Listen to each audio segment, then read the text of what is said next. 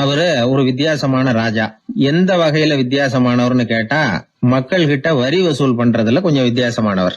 மற்ற மன்னர்கள் மாதிரி ஒரு நேரடியா வரி வசூல் பண்றது இல்ல, கொஞ்சம் மறைமுகமா அதை பண்ணுவார். அது எப்படின்னா, ஒவ்வொரு குடிமக்களுக்கும் மாசம் ஒரு மரக்கால் நெல்லு மக்கள் கொடுக்கறது இல்ல, ராஜா மக்களுக்கு கொடுப்பார். ஒரு மரக்கால் நெல்ல, அதாவது அரண்மனையில இருந்து ஒவ்வொரு வீட்டுக்கும் நெல் வந்து சேர்ந்துரும். அந்த ஒரு மரக்கால் நெல்ல இவங்க வாங்கிட்டு அதுக்கு பதிலா ஒரு மரக்கால் அரிசியை ராஜாவுக்கு திருப்பி கொடுக்கணும். இதுதான் அந்த ஊர் வழக்கம். ராஜா வந்து ஜனங்களுக்கு நெல்லை கொடுத்துட்டு அதுக்கு பதிலா அதே அளவு அரிசியா திருப்பி வாங்கிக்குவார். இதை தவிர வரி ஏதும் வசூல் பண்றது இல்ல. இப்படி ஒரு ராஜா. இது மேம்போக்கா பாக்குறதுக்கு ஏதோ சாதாரணமா தெரிஞ்சாலும் குடிமக்கள் ரொம்பவும் கஷ்டப்பட்டாங்க. ராஜா கொடுக்கற நெல்லையும் அரிசியாக்கணும், அதோட இன்னும் ஒரு பாதி அரிசியை இவங்க சேர்த்தும் கொடுத்தாகணும். மக்கள் வந்து ராஜாவை திட்ட ஆரம்பிச்சுட்டாங்க. இந்த ராஜா எப்ப சாவார் அப்படின்னு எதிர்பார்க்க ஆரம்பிச்சுட்டாங்க. ஏன்னா ரொம்ப கஷ்டப்படுத்துறாரு அப்படின்னு. பல பேர் அந்த ஊர்ல வீட்டை காலி பண்ணிவிட்டு வெளி தேசத்துக்கு போயிட்டாங்க, இங்க காலம் தள்ளுறது ரொம்ப கஷ்டம்னு. மக்கள் எதிர்பார்த்தது மாதிரியே நடந்தது.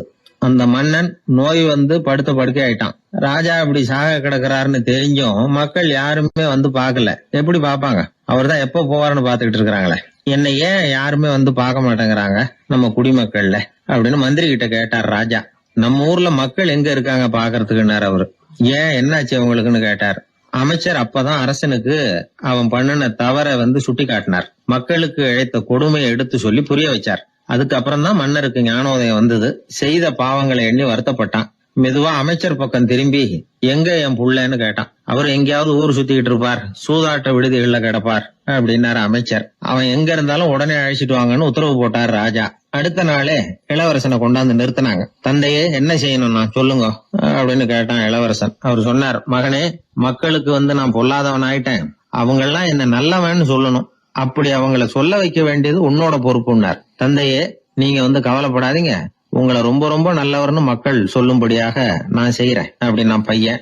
அதுக்கப்புறம் கொஞ்ச நாள்ல பையன் பட்டத்துக்கு வந்தான். அவன் என்ன பண்ணான், வரி வசூல் பண்ற முறையில ஒரு மாற்றத்தை உண்டு பண்ணான். என்ன மாற்றம் பண்ணனான்னா, ஒவ்வொரு வீட்டுக்கும் ஒரு மரக்கால் உமிய கொடுக்கறது, அதுக்கு பதிலா ஒரு மரக்கால் அரிசியை வாங்கிக்கிறது.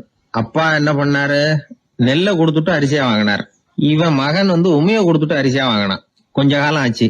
ஒரு நாள் மந்திரிய கூப்பிட்டு கேட்டான், அமைச்சரே, நம்ம ஊர் மக்கள் என்ன பேசிக்கிறாங்க அப்படின்னு. உங்க அப்பா ரொம்ப நல்லவன்னு பேசிக்கிறாங்க அப்படின்னாரு அமைச்சர்.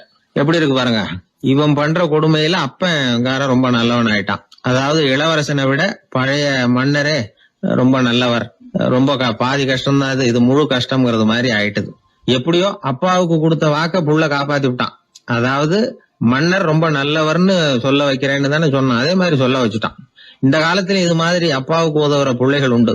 ஒரு பிள்ளையாண்டான்னு சொன்னான், நான் எங்க அப்பாவுக்கு ரொம்ப ரொம்ப உதவியா இருக்கிறேன் அப்படின்னா. அப்படியா, உங்க அப்பாவுக்கு ரொம்ப உதவியா இருக்கிறியா அப்படின்னா, உங்க அப்பா என்ன செஞ்சிட்டு இருக்காருன்னு கேட்டேன். சும்மாதான் இருக்கிறார் அப்படின்னா அவன். சும்மா இருக்கிறதுக்கு இவன் உதவியா இருக்கிறானா?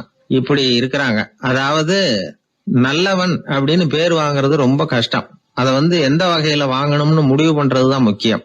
அதனால வாழ்க்கையில நாம வந்து மன்னரா இருந்தாலும் சரி, சாதாரண மக்களா இருந்தாலும் சரி, நல்லவன் அப்படிங்கிற பேர் வாங்குறது ரொம்ப முக்கியம். அப்படி நல்லவன்கிற பேர் வாங்கிட்டா வாழ்க்கை ரொம்ப சுலபமா அமையும். ஜப்பான்ல உள்ள ஒரு புத்த விகாரை, அங்க ஒரு வயசான பௌத்த குரு தங்கியிருக்கிறார். ஒரு நாள் ராத்திரி கடுமையான குளிர், அவரால் தாங்க முடியல. பார்த்தார், மரத்துல செஞ்ச புத்த சிற்பங்கள் அங்க நிறைய இருந்தது. அதுல ஒன்றை எடுத்து அதுக்கு தீ மூட்டி அந்த நெருப்புல குளிர் காஞ்சிக்கிட்டு இருக்கிறார். மர சிற்பம் தீ வச்சதும் படபடன்னு வெடிக்க ஆரம்பிச்சுட்டுது.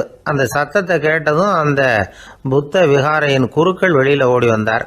இவர் ஆனந்தமா குளிர் காஞ்சிக்கிட்டு இருக்கிறார். அவரால் பொறுத்துக்க முடியல. தெருவில் தெரிஞ்சுக்கிட்டு இருந்த அந்த பெரியவரை இங்கே தங்க அனுமதிச்சதே அவர் தான். இவர் இப்படி பண்ணுறாருன்னு நினச்சிக்கிட்டே அவரை கோபமாக பார்த்தார். ஏன் இப்படி கோபமாக பார்க்குறீங்க, இப்படி வந்து உட்காருங்க அப்படிங்கிறாரு இவர். அவருக்கு இன்னமும் கோபம் வந்துட்டுது. எங்கள் கடவுளை வந்து எரிச்சுட்டீங்களே அப்படின்னு சத்தம் போட்டாராம். அப்படியா அப்படின்னு கேட்டுக்கிட்டே அந்த சாம்பலை கிளறினார் இவர். என்ன செய்கிறீங்கன்னு கேட்டிருக்காரு அவர். நான் எலும்புகளை தேடுறேன்னாராம். நீங்கள் ஒரு பைத்தியம், இது ஒரு மர சிற்பம், இதில் எலும்புகள் கிடையாது அப்படின்னாராம். அவருக்கு கோபம் வந்துட்டுது. உடனே வெளியில் போங்கன்னு கத்தியிருக்கார். வெளியில் தள்ளி கதவையும் சாத்தி விட்டாராம். மறுநாள் காலையில் கதவை திறந்து பார்த்தா அந்த வயசான பெரியவர் ஒரு மயில்கல் மேலே சில காட்டு பூக்களை வச்சு புத்தம் சரணம் கச்சாமின்னு சொல்லிக்கிட்டே இருக்கிறார். இவருக்கு சந்தேகமாக போட்டுது. கிட்ட போனார். என்ன செஞ்சுக்கிட்டு இருக்கீங்கன்னு கேட்டார். இது என்னுடைய காலை நேர பிரார்த்தனைனாராம். நிஜமாவே நீங்கள் ஒரு பைத்தியமாக தான் இருக்கணும், ஏன்னா அது ஒரு மைல்கல் அப்படின்னாராம். இப்போ அந்த பெரியவர் சொன்னாராம், நீங்கள் ஒரு மரத்தை புத்தராக நினைக்கும் பொழுது நான் ஏன் ஒரு மைல்கல்ல புத்தராக நினைக்கக்கூடாது? நான் புத்தரை எரிக்கலாம், ஏன்னா அவரை நான் நேசிக்கிறேன். அந்த சிற்பம் மரத்தால் ஆனதுங்கிறது எனக்கு தெரியும். நான் ஒரு மைல்கல்லை தொழலாம், ஏன்னா அது எனது பூக்களை தாங்குது. நான் இந்த மைல்கல்லுக்குள்ளே மறைஞ்சிருக்கிற புத்தரை பார்க்குறேன். யாராவது ஒரு சிற்பி இதை சிலையாக்கினாதான் நீங்கள் புத்தரை பார்க்க முடியும். அன்னைக்கு ரொம்ப குளிராக இருந்தது. நான் எனக்குள்ளே இருக்கிற புத்தரையும் பாதுகாக்கணும். உள்ளே இருக்கிற புத்தரை காப்பாற்றுறதுக்காக வெளியில் உள்ள புத்தரை எரிக்கலாம், அதில் ஒன்றும் தப்பு இல்லை. அது அவருடைய போதனையிலேயே இருக்கு. உனக்குள் ஜோதியாக இரு அப்படிங்கிறது அவருடைய போதனை. என்னுடைய புத்தர் குளிரில் நடுங்கிட்டு இருந்தார். அந்த மர சிற்பங்கள் வெயில் மழையில் உணர்ச்சி இல்லாமல் இருந்தது, அதனால் அப்படி பண்ணினேன். ஆனால் நீங்கள் என்ன பண்ணீங்க?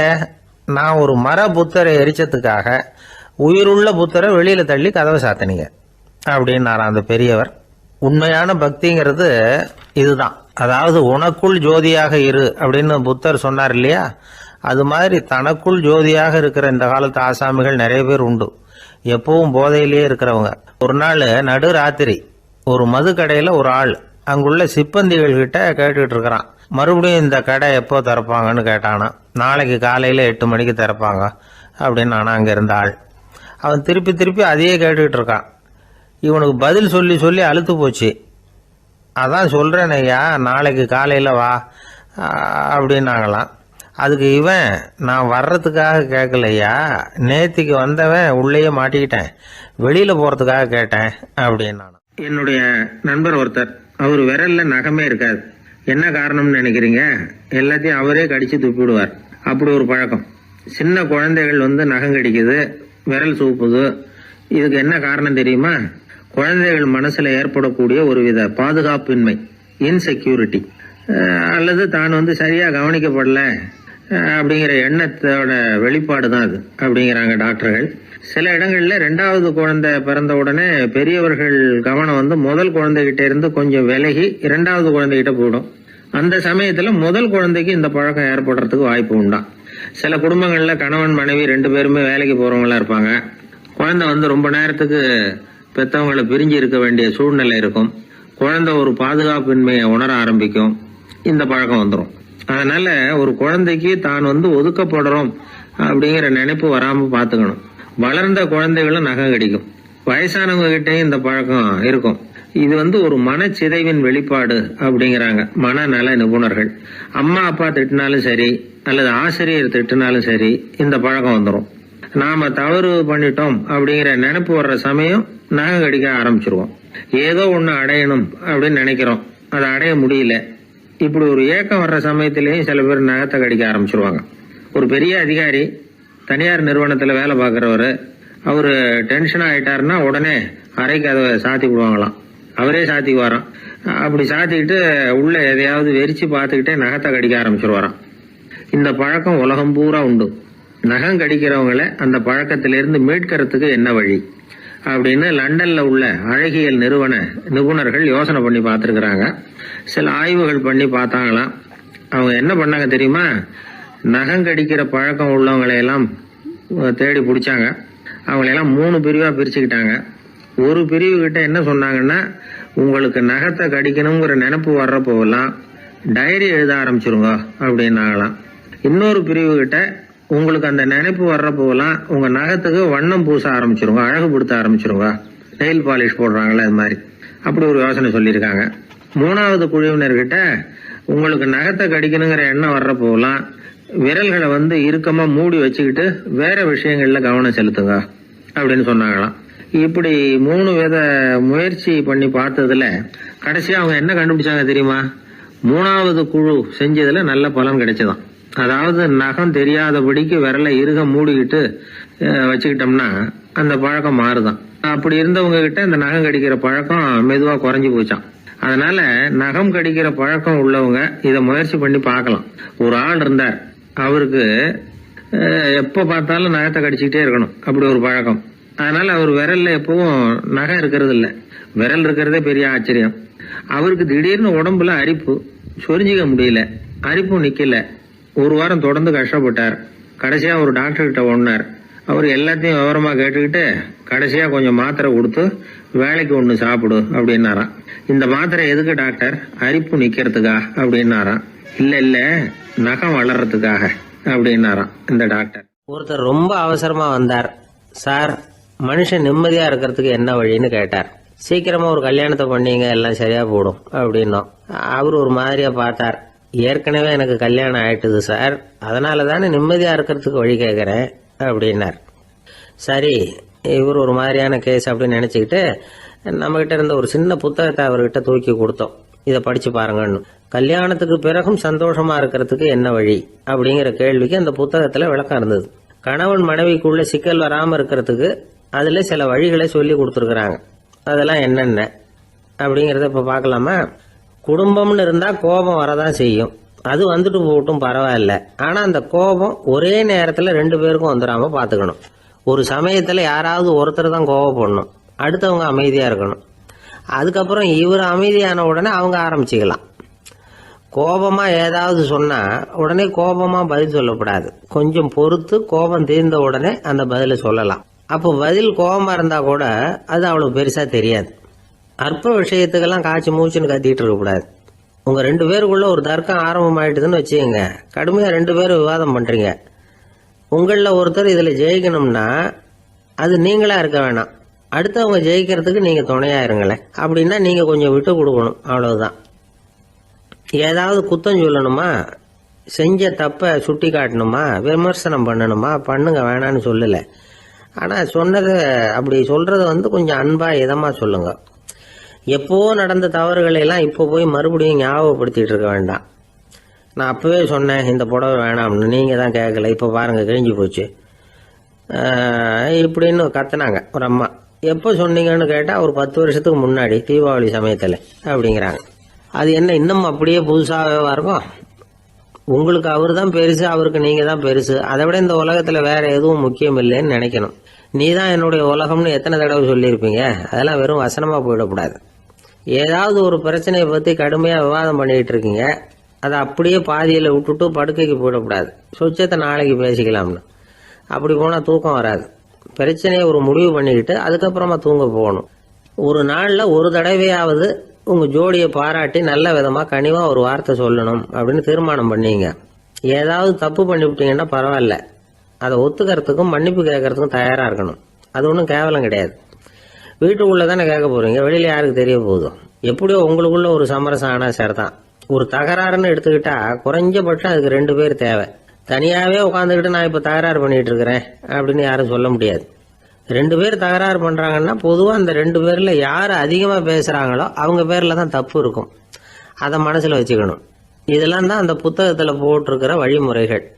இவ்வளவும் சரியா வரலன்னா அப்புறமா சொல்லுங்க, வேற புத்தகம் ஏதாவது இருக்கான்னு தேடுவோம். ஒரு கணவன் தன்னுடைய மனைவியை அழைச்சிட்டு ஒரு மனோதத்துவ டாக்டர் கிட்ட வந்தாரா. டாக்டர், எங்களுக்கு கல்யாணம் ஆகி 30 வருஷ காலமா நாங்க ஒரு விஷயத்துல கூட ஒத்து போனதில்லை அப்படின்னு ஆரம்பிச்சார்.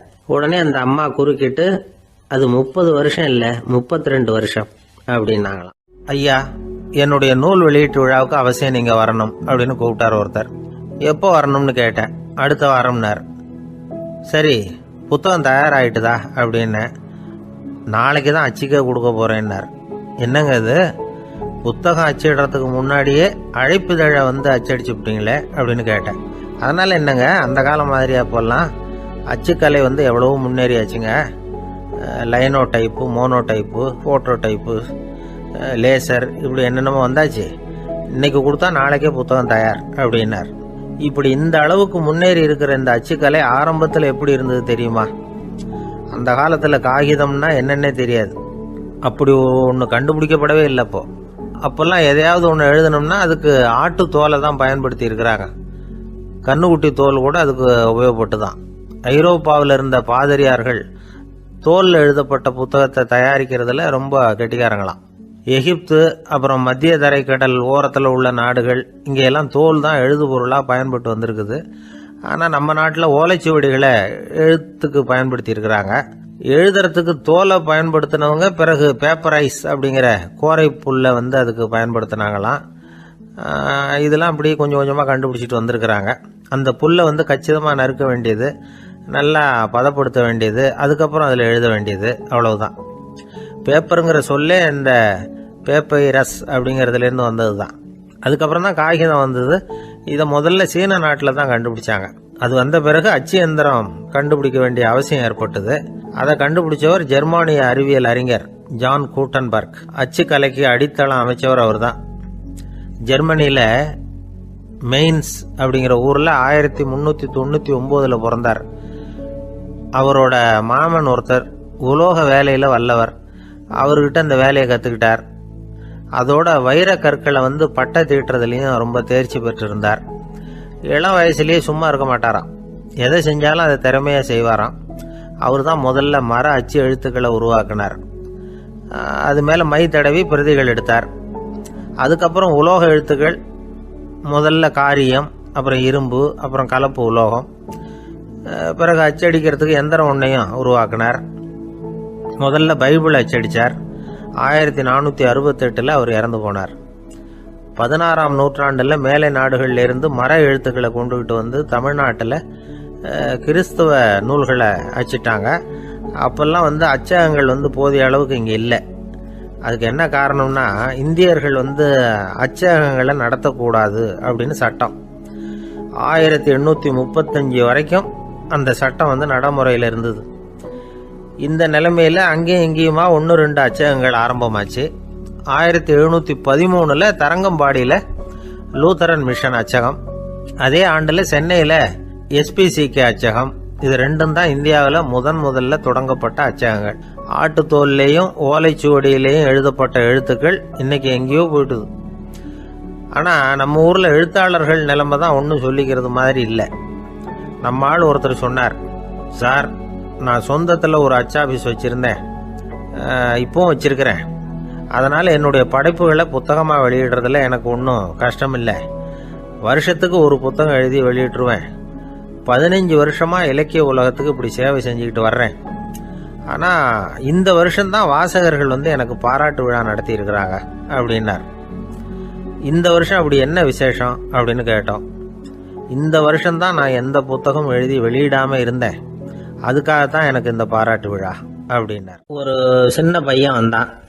அவனை பார்த்து ஒரு கேள்வி கேட்டோம். ஏன்ப்பா உங்கள் வீட்டில் அம்மா புத்திசாலியா அப்பா புத்திசாலியா அப்படின்னு. அவன் அலட்சியமாக நம்மளை பார்த்து சிரிக்கிறான். என்ன சார் இது, இந்த காலத்தில் இது கூட தெரியாமல் இருக்கிறீங்களே அப்படிங்கிறான். ஒரு சின்ன பையன் நம்மளை பார்த்து இப்படி கேட்டு விட்டானே அப்படின்னு நினைக்கிறப்போ நமக்கு ஒரு மாதிரி ஆகிடும். அதுக்கப்புறம்தான் இந்த தாத்தா பாட்டியெல்லாம் சொல்கிற ஒரு கதை ஞாபகத்துக்கு வந்தது. அது என்ன கதை தெரியுமா? ஒரு ஊரில் ஒரு அம்மாவும் பிள்ளையும் இருந்தாங்களாம். அந்த மகனுக்கு திடீர்னு தேசாந்திரம் போய் வரணும்னு ஆசை வந்துட்டுது. ஊராக போய் சுற்றி பார்க்கணுங்கிற ஆசை. அந்த அம்மாவுக்கு இது பிடிக்கல. மகனை பிரிஞ்சு இருக்கிறதுக்கு அவங்க மனசு இடம் கொடுக்கல. வேணாப்பான்னு சொல்லி பார்த்தாங்க, அவன் கேட்கல. திடீர்னு புறப்படவும் செஞ்சுட்டான். சரி, இனிமேல் அவனை தடுக்க முடியாதுன்னு முடிவு பண்ணிக்கிட்டாங்க அந்த அம்மா. இருந்தாலும் புத்திசாலித்தனமாக ஒரு யோசனை பண்ணாங்க. மகனை கிட்டத்தில் கூப்பிட்டாங்க. அவங்ககிட்ட சொன்னாங்க, இதை பாருப்பா, நீ தேசாந்தரம் போகிறதுன்னு தீர்மானம் பண்ணிவிட்ட, அதை நான் தடுக்கலை, போயிட்டு வந்துடும். ஆனால் போகிறதுக்கு முன்னாடி எனக்கு ஒரு வாக்குறுதி கொடுத்துட்டு போ அப்படின்னாங்க. போகிறப்போ ராத்திரியாக இருந்தாலும் பகலாக இருந்தாலும் சரி, புளிய மரத்து நிழலில் தான் தங்கணும். திரும்பி வர்றப்போ இரவும் பகலும் நீ வந்து வேப்ப மரத்து நிழல்லே தங்கணும் அப்படின்னாங்க. சரி, அப்படியே செய்கிறேன்னு சொல்லி வாக்குறுதி கொடுத்தான் பையன். புறப்பட்டு போனான். போகிற வழியில் புளிய மரத்து நிழல்லையே தங்கினான், தூங்கினான். அப்படி போய்கிட்டே இருந்தான். 7ஆவது நாள் அவன் உடம்பு சுகம் இல்லாமல் போயிட்டுது. ரொம்பவும் பலவீனமாயிட்டான். இனிமேல் நடக்க முடியாதுங்கிற நிலைமை வந்துட்டுது. யோசிச்சு பார்த்தான். சரி, இதுக்கு மேலே வந்து போக வேண்டாம் அப்படின்னு முடிவு பண்ணிட்டு திரும்பி வர ஆரம்பிச்சுட்டான். திரும்பி வர்றப்போ வழியில் வேப்ப மரத்து நிழல்லையே தங்கி வந்தான். நாளுக்கு நாள் உடம்பு சரியாக வந்துட்டுது. 7ஆவது நாள் வீட்டுக்கு வந்து சேர்றான். உடம்பு பழையபடியே கலகலப்பாயிட்டுது. பூரண சுகம். தேசாந்திரம் போன பையன் திரும்பி வந்துட்டானே அப்படின்னு அந்த அம்மா ஆச்சரியப்படலை. ஏன்னா அவங்களுக்கு தெரியும் இப்படி ஆகும்னு. பையன் சீக்கிரமாக திரும்பி வரணுங்கிறதுக்காக தான் அவங்க அந்த யோசனையை சொன்னாங்க. என்ன விஷயம்ங்கிறதையும் அவங்களே சொன்னாங்க. மகனே, புளிய மரத்து நிழல் உடம்புக்கு உஷ்ணத்தை கொடுக்கும், சீக்க உண்டாக்கும். அதனால நீ தொடர்ந்து புளிய மரத்து நிழலில் தங்கினாவே நோய்க்கு ஆளாயிட்ட. அதனால நல்ல பயணத்தை முடிச்சுக்கிட்டு திரும்பி வரணுங்கிற முடிவுக்கு வந்துட்ட. திரும்பி வர்றப்போ நீ தங்கினது வேப்ப மரத்து நிழல், அது உடம்புக்கு குளிர்ச்சியை தரக்கூடியது, நோயை தீர்க்கக்கூடியது. அதனால சுகமா வீட்டுக்கு சேர்ந்துட்ட. உன்னோட தேசாந்திர பயணத்தை தடுக்கிறதுக்காக தான் இப்படி பண்ணினேன் அப்படின்னாங்களாம் அந்த அம்மா. பார்த்தீங்களா அம்மாவோட புத்திசாலித்தனத்தை? அப்பாவாக இருந்தால் இப்படியா பண்ணுவார்? ஒரு அப்பா பையன்கிட்ட 10 ரூபா கொடுத்து இதை எடுத்துக்கிட்டு அடுத்த ஊருக்கு போய் அங்கே இருக்கிற மாமா கிட்ட இதை கொடுத்துட்டு வாடா, வழியில் எங்கேயாவது மரத்தடியில் படுத்து தூங்கி விடாதே அப்படின்னு எச்சரிக்கை பண்ணி அனுப்புனாராம். பையனுக்கு எச்சரிக்கையாக வாழறது எப்படிங்கிறத கற்றுக் கொடுக்கறதுக்காக இப்படி பண்ணார். அவன் பணத்தை வாங்கிக்கிட்டு போனான். அப்பா சொன்னதை மறந்துட்டு ஒரு மரத்தடியில் படுத்து தூங்கிட்டான். அவனுக்கு தெரியாமல் அவன் பின்னாடியே போன அப்பா அவன் கையில் இருந்த அந்த 10 ரூபாயை நைஸாக எடுத்துகிட்டு வந்துட்டார். அவன் பையில் தானே வச்சுருந்தான், அது தெரியாமல் எடுத்துகிட்டு வந்துட்டார். அவன் தூங்கிக்கிட்டு இருக்கான். எடுத்துகிட்டு ஒரு மறுபடியும் வீட்டுக்கு வந்துட்டார். பையன் முழிச்சுக்கிட்டு பையை தடவி பார்க்குறான், பணத்தை காணும். அழுதுகிட்டே திரும்பி வந்தான். அப்பா கிட்ட விஷயத்த சொன்னான். அப்பா சிரிச்சுக்கிட்டே சொன்னார், அதுக்கு தான்ப்பா ஆரம்பத்திலேயே எச்சரிக்கை பண்ணினேன், இனிமேலாவது நீ ஜாக்கிரதையாக இருக்கணும் அப்படிங்கிறதுக்காக தான் இப்படி பண்ணினேன். அந்த பணம் எங்கேயும் போயிடல, நான் தான் அதை உனக்கு தெரியாமல் எடுத்து வச்சிருக்கிறேன். இதோ பாரு அப்படின்னு சொல்லிட்டு சைடு பாக்கெட்டில் கையை விட்டா அது ஓட்டையாக இருக்குது. அதை எவனோ ஏற்கனவே கத்திரிச்சு எடுத்துகிட்டு போயிட்டான். இப்போ அப்பா முகத்தில் அசடு வழிஞ்சுதான். கடற்கரை ஓரமா ஒரு பெரியவர் கையால மணலை கீறிக்கிட்டே உட்காந்துருக்கிறார். என்னத்தையும் தேடிட்டு இருக்கிறது மாதிரி தெரிஞ்சது. மெதுவா கிட்டத்துல போய் என்னத்தை தேடிட்டு இருக்கிறீங்க அப்படின்னு கேட்டோம். அவரு சாவகாசமா நிமிந்து பார்த்து நிம்மதியை தேடிட்டு இருக்கிறேன்னார். நாங்க ஒரு மாதிரி ஆயிட்டோம். இருந்தாலும் சமாளிச்சுக்கிட்டு, சார் மணல்ல கிழிஞ்சல் தான் கிடைக்கும், நிம்மதி கிடைக்காது அப்படின்னோம். சரி, இன்னைக்கு வசமா நம்ம கிட்ட ஒரு ஆள் மாட்டிக்கிட்டார் அப்படின்னு நினைச்சு அவர் பக்கமா போய் உட்காந்துக்கிட்டு கதை சொல்ல ஆரம்பிச்சிட்டோம். ஒரு பெரிய மன்னர் இருந்தார். அவருக்கு எல்லா வசதியும் இருந்தது. இருந்தாலும் ஒரே ஒரு குறை. அது என்னன்னா நிம்மதி இல்லைங்கிற குறை. அரண்மனையில தினமும் கலை நிகழ்ச்சி, நாட்டியம் எல்லாம் நடந்துகிட்டு தான் இருந்தது. இருந்தாலும் நிம்மதி இல்லை. சரி, நிம்மதி எங்க கிடைக்கும் அப்படின்னு தேட ஆரம்பிச்சார். உடனே அதுக்கான முயற்சிகள்ல தீவிரமா இறங்கினார். நாட்டில் உள்ள தத்துவ மேதைகளை எல்லாம் கூப்பிட்டுட்டு வர சொன்னார். எல்லாரும் சேர்ந்தாங்க. அவங்கள பார்த்து நிம்மதி எங்க இருக்குது அப்படின்னு விசாரிச்சார். அவங்களுக்கு அது தெரிஞ்சா ஏன் இப்படி ராஜா முன்னாடி நின்றுட்டு இருக்க போறாங்க? ராஜாவோட கேள்விக்கு ஒவ்வொருத்தரும் ஒவ்வொரு மாதிரி விளக்கம் கொடுக்க ஆரம்பிச்சிட்டாங்க. எந்த பதிலும் ராஜாவுக்கு திருப்தி அளிக்கக்கூடிய அளவுக்கு இல்லை. சரி, போயிட்டு வாங்கன்னு சொல்லி அவங்கள எல்லாம் அனுப்பி வச்சுட்டார். ஒரு நாள் அவர் மாளிகையில உப்பருகையில நின்றுட்டு இருக்கிறார். அந்த சமயத்துல தெருவுல ஒரு பிச்சைக்காரன் ரொம்ப உல்லாசமா பாட்டு பாடிக்கிட்டே போயிட்டு இருக்கிறான். குரல்ல ஒரு சந்தோஷம், நடையில ஒரு மிடுக்கு. அவன்கிட்ட கொஞ்சம் கூட கவலை இருக்கிறதா தெரியல. உடனே ராஜா அதை பார்த்தார். ஏவலாளிகளை கைதட்டி கூப்பிட்டார். உடனே ஓடி போய் அந்த பிச்சைக்காரனை இங்க அழைச்சிட்டு வாங்கன்னு உத்தரவு போட்டார். இவங்க உடனே ஓடி போய் அவனை கூப்பிட்டாங்க. அரண்மனைக்கு வாழ்ந்தாங்க. அவன் வரல. அரண்மனைக்குள்ள அடி எடுத்து வைக்க மாட்டேன்னு சொல்லிவிட்டான். ராஜா கிட்ட விஷயத்தை சொன்னாங்க. அவருக்கு ரொம்ப ஆச்சரியம், இப்படி ஒரு ஆள் இருக்கிறானா அப்படின்னு. சரி, அவன் என்னதான் சொல்றான் அப்படின்னு விசாரிச்சார். இவங்க மறுபடியும் தெருவுக்கு போய் கேட்டாங்க. என்ன பார்க்கணும்னா ராஜா விருப்பப்பட்டாருன்னா அவரை வேணும்னா இங்க வர சொல்லுங்க அப்படின்னு சொல்லிவிட்டான். அதை ராஜா கிட்ட சொன்னாங்க. அவருக்கு கோபம் வரல. இவ்வளவு சுதந்திர உணர்வோடு இருக்கிறவன் சாதாரண ஆளா இருக்க முடியாது அப்படின்னு நினைச்சார். உடனே கிடுகிடுன்னு இறங்கி தெருவுக்கு வந்தார். பிச்சைக்காரங்கிட்ட போனார். நீ கவலைப்படாம சந்தோஷமா பாடிட்டு போறியே, அது எப்படி முடியுது உன்னால அப்படின்னு கேட்டார். ஏன் அப்படி கேக்குறீங்கன்னு அவன், அதுக்கு இல்ல, எனக்கு அரண்மனையில எவ்வளவோ சுகபோகங்கள்லாம் இருக்கு, இருந்தாலும் நிம்மதி இல்ல. இது ஏன்னு எனக்கு தெரியல. இந்த தேசத்துல உள்ள அறிஞர்களை எல்லாம் கூப்பிட்டு கேட்டு பார்த்துட்டேன், அவங்களுக்கும் தெரியல. உன்னை கேட்டா தெரியும்னு நினைச்சேன், அதனாலதான் சந்திக்கிறதுக்கு ஆசைப்பட்டேன். ஆனா நீ வரமாட்டேன்னுட்டியே அப்படின்னார். பிச்சைக்காரன் கடகடன்னு சிரிக்க ஆரம்பிச்சுட்டான். மகிழ்ச்சிக்கும் உங்களுக்கும் தடையா இருக்கிறது இந்த மாளிகை தான். இதை விட்டுட்டு வெளியில வந்துட்டா நிம்மதி தேடிட்டு வந்துரும்னா. நான் அரசன், எனக்குன்னு கடமைகள் இருக்கு, அதையெல்லாம் விட்டுட்டு எப்படி வர முடியும்னார் ராஜா. ரெண்டும் ஒரே நேரத்துல கிடைக்கணுங்கிறது முடியாத காரியம். உங்க சுகபோகத்துக்கு விலையாதான் உங்க நிம்மதியை கொடுத்துக்கிட்டு இருக்கிறீங்க. என்ன பாருங்க, என்கிட்ட எதுவும் இல்லை, அதனால எதுவும் போயிடுமோங்கிற பயமும் இல்லை, நிம்மதியா இருக்கிறேன் அப்படின்னா அவன். ராஜா உடனே சந்தோஷப்பட்டு தன்னுடைய மேலங்கியை எடுத்து அவனுக்கு பரிசா கொடுத்தாரான். அவன் சிரிச்சுக்கிட்டே அதை வாங்க மாட்டேன்னு விட்டானான். இதை நீங்க எனக்கு கொடுக்கறதுனால எந்த பயனும் இல்லை, அதே நேரத்தில் அதை வாங்கிக்கிட்டேன்னா அடுத்த வினாடியிலிருந்து அதை எப்படி காப்பாத்துறதுங்கிற கவலை எனக்கு வந்து சேர்ந்துடும். அப்புறம் தூக்கம் வராது, நிம்மதி போயிடும் அப்படின்னு நானா சொல்லிவிட்டு அவன் பாட்டுக்கு சந்தோஷமா பாடிக்கிட்டே போயிட்டான். நிம்மதி எங்க இருக்குங்கிறதையும் ராஜா தெரிஞ்சுக்கிட்டார். அந்த இடத்துக்கு தன்னால போக முடியாதுங்கிறதையும் அவர் புரிஞ்சுக்கிட்டார். இப்படி இந்த கதைய அந்த கடற்கரையில மணலை கீறிக்கிட்டே உட்கார்ந்துருந்தார அந்த பெரியவர்கிட்ட சொல்லி முடிச்சோம். அவர் முகத்துல ஒரு தெளிவு தெரிஞ்சது. எங்களை நிமிர்ந்து பார்த்தார். ரொம்ப நன்றிங்க, இப்ப எனக்கு தெரிஞ்சு போச்சு. நிம்மதி வேணும்னா அதுக்கு என்ன பண்ணணும்னு இப்ப நல்லா புரிஞ்சுக்கிட்டேன் அப்படின்னார். என்ன புரிஞ்சுக்கிட்டீங்கன்னு கேட்டோம். இனிமே இந்த பக்கம் வந்தா உங்க கண்ணுல படாத இடமா பார்த்து உட்காரணும்னு புரிஞ்சுக்கிட்டேன் அப்படின்னார். ஒரு ஆளு ராமகிருஷ்ணரை தேடி வந்தான். அவன் கையில 1000 பொற்காசுகள் வச்சிருந்தான். அதை அவர்கிட்ட கொடுத்து இதை ஏத்துக்கணும் அப்படின்னு ரொம்ப பணிவா கேட்டுக்கிட்டான். அவரு பார்த்தார், இது எனக்கு தேவையில்லை, ஆனாலும் உன்னுடைய மனசை புண்படுத்துறதுக்கு நான் விரும்பலை, அதனால நீ கொடுக்கறத வாங்கிக்கிறேன்னார். வாங்கிக்கிட்டார். அப்புறம் கேட்டார், இதை பாரு, இனிமே இதெல்லாம் என்னுடைய இது தானே அப்படின்னார்.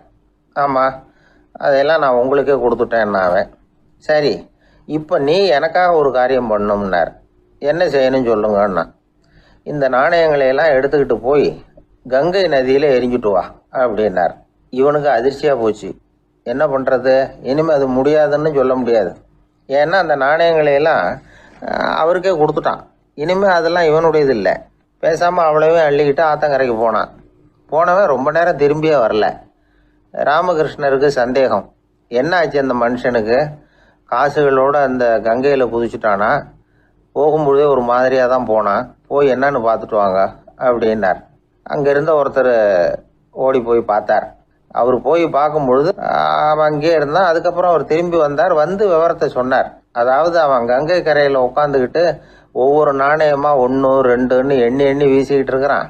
அவனை சுற்றி ஒரு கும்பல் நின்றுக்கிட்டு அவனை தடுத்துக்கிட்டு இருக்குது அப்படின்னு விவரத்தை சொன்னார் போயிட்டு வந்தவர். இதை கேட்டதும் ராமகிருஷ்ணரே புறப்பட்டு அங்கே போனாராம்.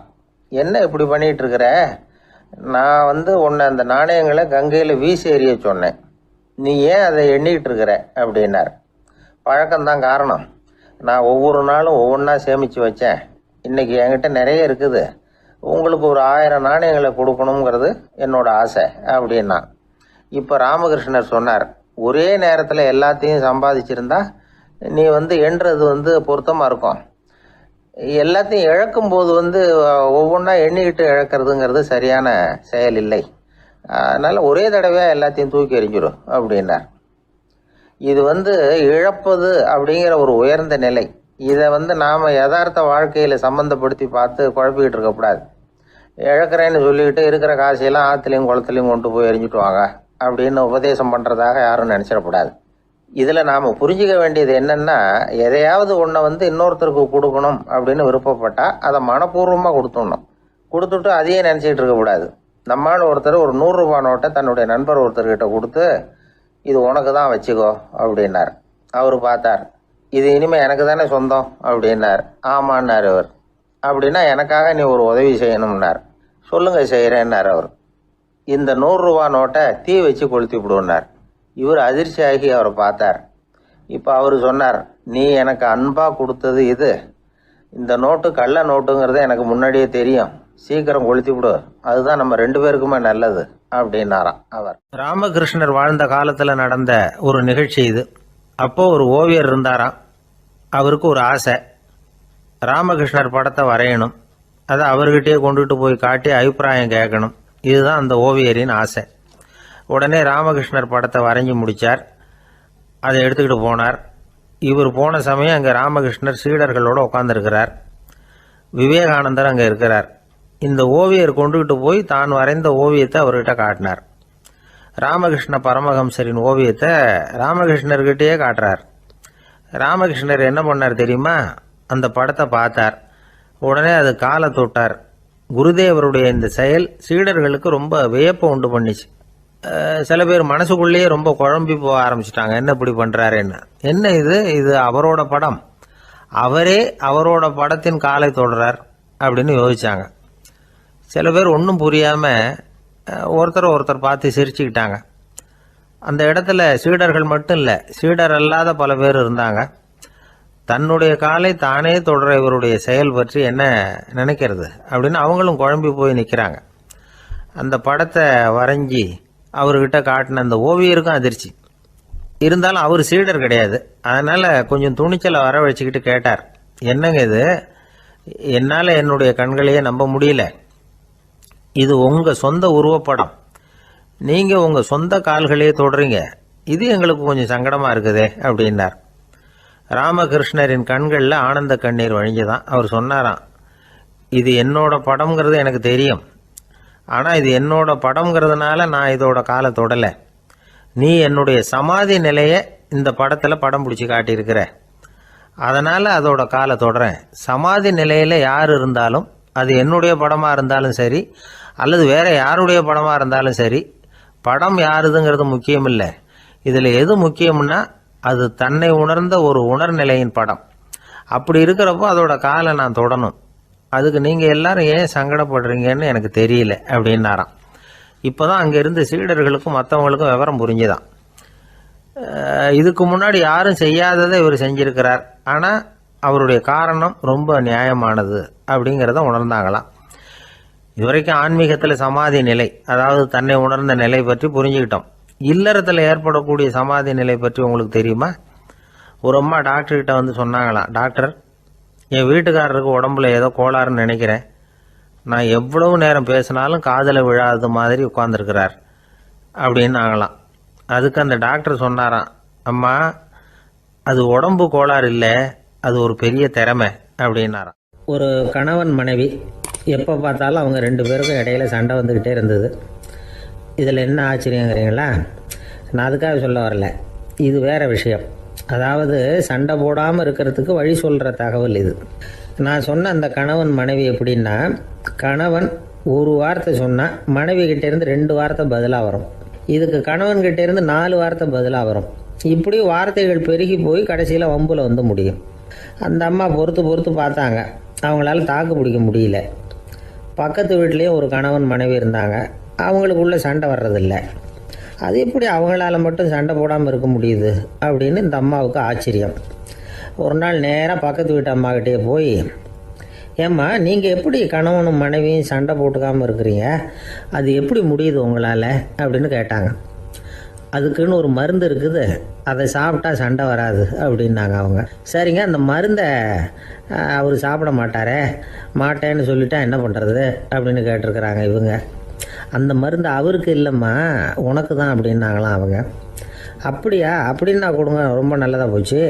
அதை எப்படி சாப்பிட்றதுங்கிற விவரத்தையும் சொல்லுங்கள், எங்கே அது கிடைக்குங்கிறதையும் சொல்லுங்கள், வாங்கிக்கிறேன் அப்படின்னு கேட்டாங்களாம் இவங்க. வேறு எங்கேயும் போய் வாங்க வேண்டாம், என்கிட்டே இருக்க அந்த மருந்து, அதில் கொஞ்சம் தர்றேன், வாங்கி வச்சுக்க. உன் வீட்டுக்காரர் உன்னோட சண்டையை ஆரம்பிக்கிறப்போலாம் நீ இந்த மருந்தில் ஒரு அவுன்ஸ் வாயில் ஊற்றிக்கணும். அதை உடனே குடிச்சிடக்கூடாது, ஒரு 5 நிமிஷமாவது அது வாயில் இருக்கணும், அதுக்கப்புறம் குடிச்சிடலாம் அப்படின்னு சொல்லி ஒரு பாட்டில் மருந்தை இந்த அம்மாக்கிட்ட கொடுத்து அனுப்புனாங்களாம். மருந்தை எடுத்துக்கிட்டு இந்த அம்மா வீட்டுக்கு வந்திருக்கிறாங்க. வீடு பூட்டி இருந்ததுனால கணவன் வந்து வாசல்லையே காத்துக்கிட்டு இருக்கிறான். மனைவியை கண்டதும் சண்டை போட ஆரம்பிச்சிட்டான். வீட்டை பூட்டி விட்டு எங்கே போய் தொலைஞ்ச, எவ்வளோ நேரமாக ஒரு மனுஷன் வாசல்லையே காத்துட்டு கிடக்கிறது அப்படி இப்படின்னு கத்த ஆரம்பிச்சிட்டான். மனைவி இதுக்கு பதிலே சொல்லலை. அந்த அம்மா பேசாமல் வீட்டை திறந்தாங்க, சமையல் அறைக்குள்ளே போனாங்க, ஒரு அவுன்ஸ் மருந்தை வாயில் ஊற்றிக்கிட்டாங்க.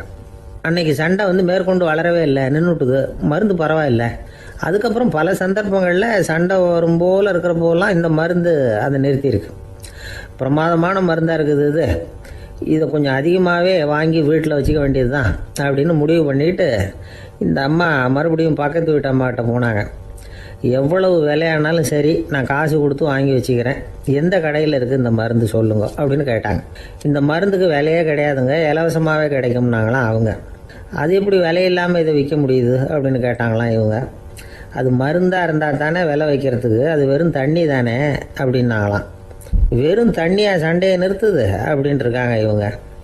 அது சண்டையை நிறுத்தலை, உன்னோட மௌனம் தான் சண்டையை நிறுத்துது. நீ வாயில் தண்ணியை வச்சுக்கிறதுனால எதிர்த்து பேசுறதில்ல, அதனால் உன்னுடைய கணவர் கோபம் வந்து சாந்தமாயிடுது அப்படின்னாங்களாம் அவங்க. இந்த கதையிலேருந்து சண்டையை நிறுத்துற மருந்து எதுன்னு தெரிஞ்சுக்கிட்டோம் இல்லையா. ஒருத்தர் என்ன பண்ணார், பாட்டிலில் வந்து தண்ணியை ஊற்றி வச்சுக்கிட்டு அவர்கிட்ட வர்றவங்களுக்கெல்லாம் இதை சிபாரிசு பண்ணலாம்னு நினச்சிக்கிட்டு உட்காந்துருந்தார். ஒரு அம்மா வந்தாங்க. இதை கேட்டுவிட்டு இதையே ஒரு மருந்து மாதிரி கொடுக்கலாம்ங்கிறது அவர் முடிவு. அதனால் பாட்டிலில் தண்ணி அடித்து வச்சுக்கிட்டு அதில் கலருக்காக என்னத்தையோ ஒரு ஜீரகம் அது மாதிரி எதையாவது கலந்து வச்சுக்கிட்டு ஒரு மருந்து மாதிரி ஒரு பாவனையில் வச்சுக்கிட்டு உட்காந்துருக்காரு. யாராவது வீட்டில் சண்டைன்னா என்கிட்ட வாங்க மருந்து தரேன்னு. ஒரு அம்மா வந்தாங்க. எனக்கு என் வீட்டுக்காரருக்கும் அடிக்கடி சண்டை வருதுங்க அப்படின்ட்டுருக்காங்க. கவலைப்படாதம்மா, நான் ஒரு மருந்து தரேன்னு சொல்லி வீட்டுக்குள்ளே போய் ஒரு பாட்டில் எடுத்து வந்து கொடுத்தார்.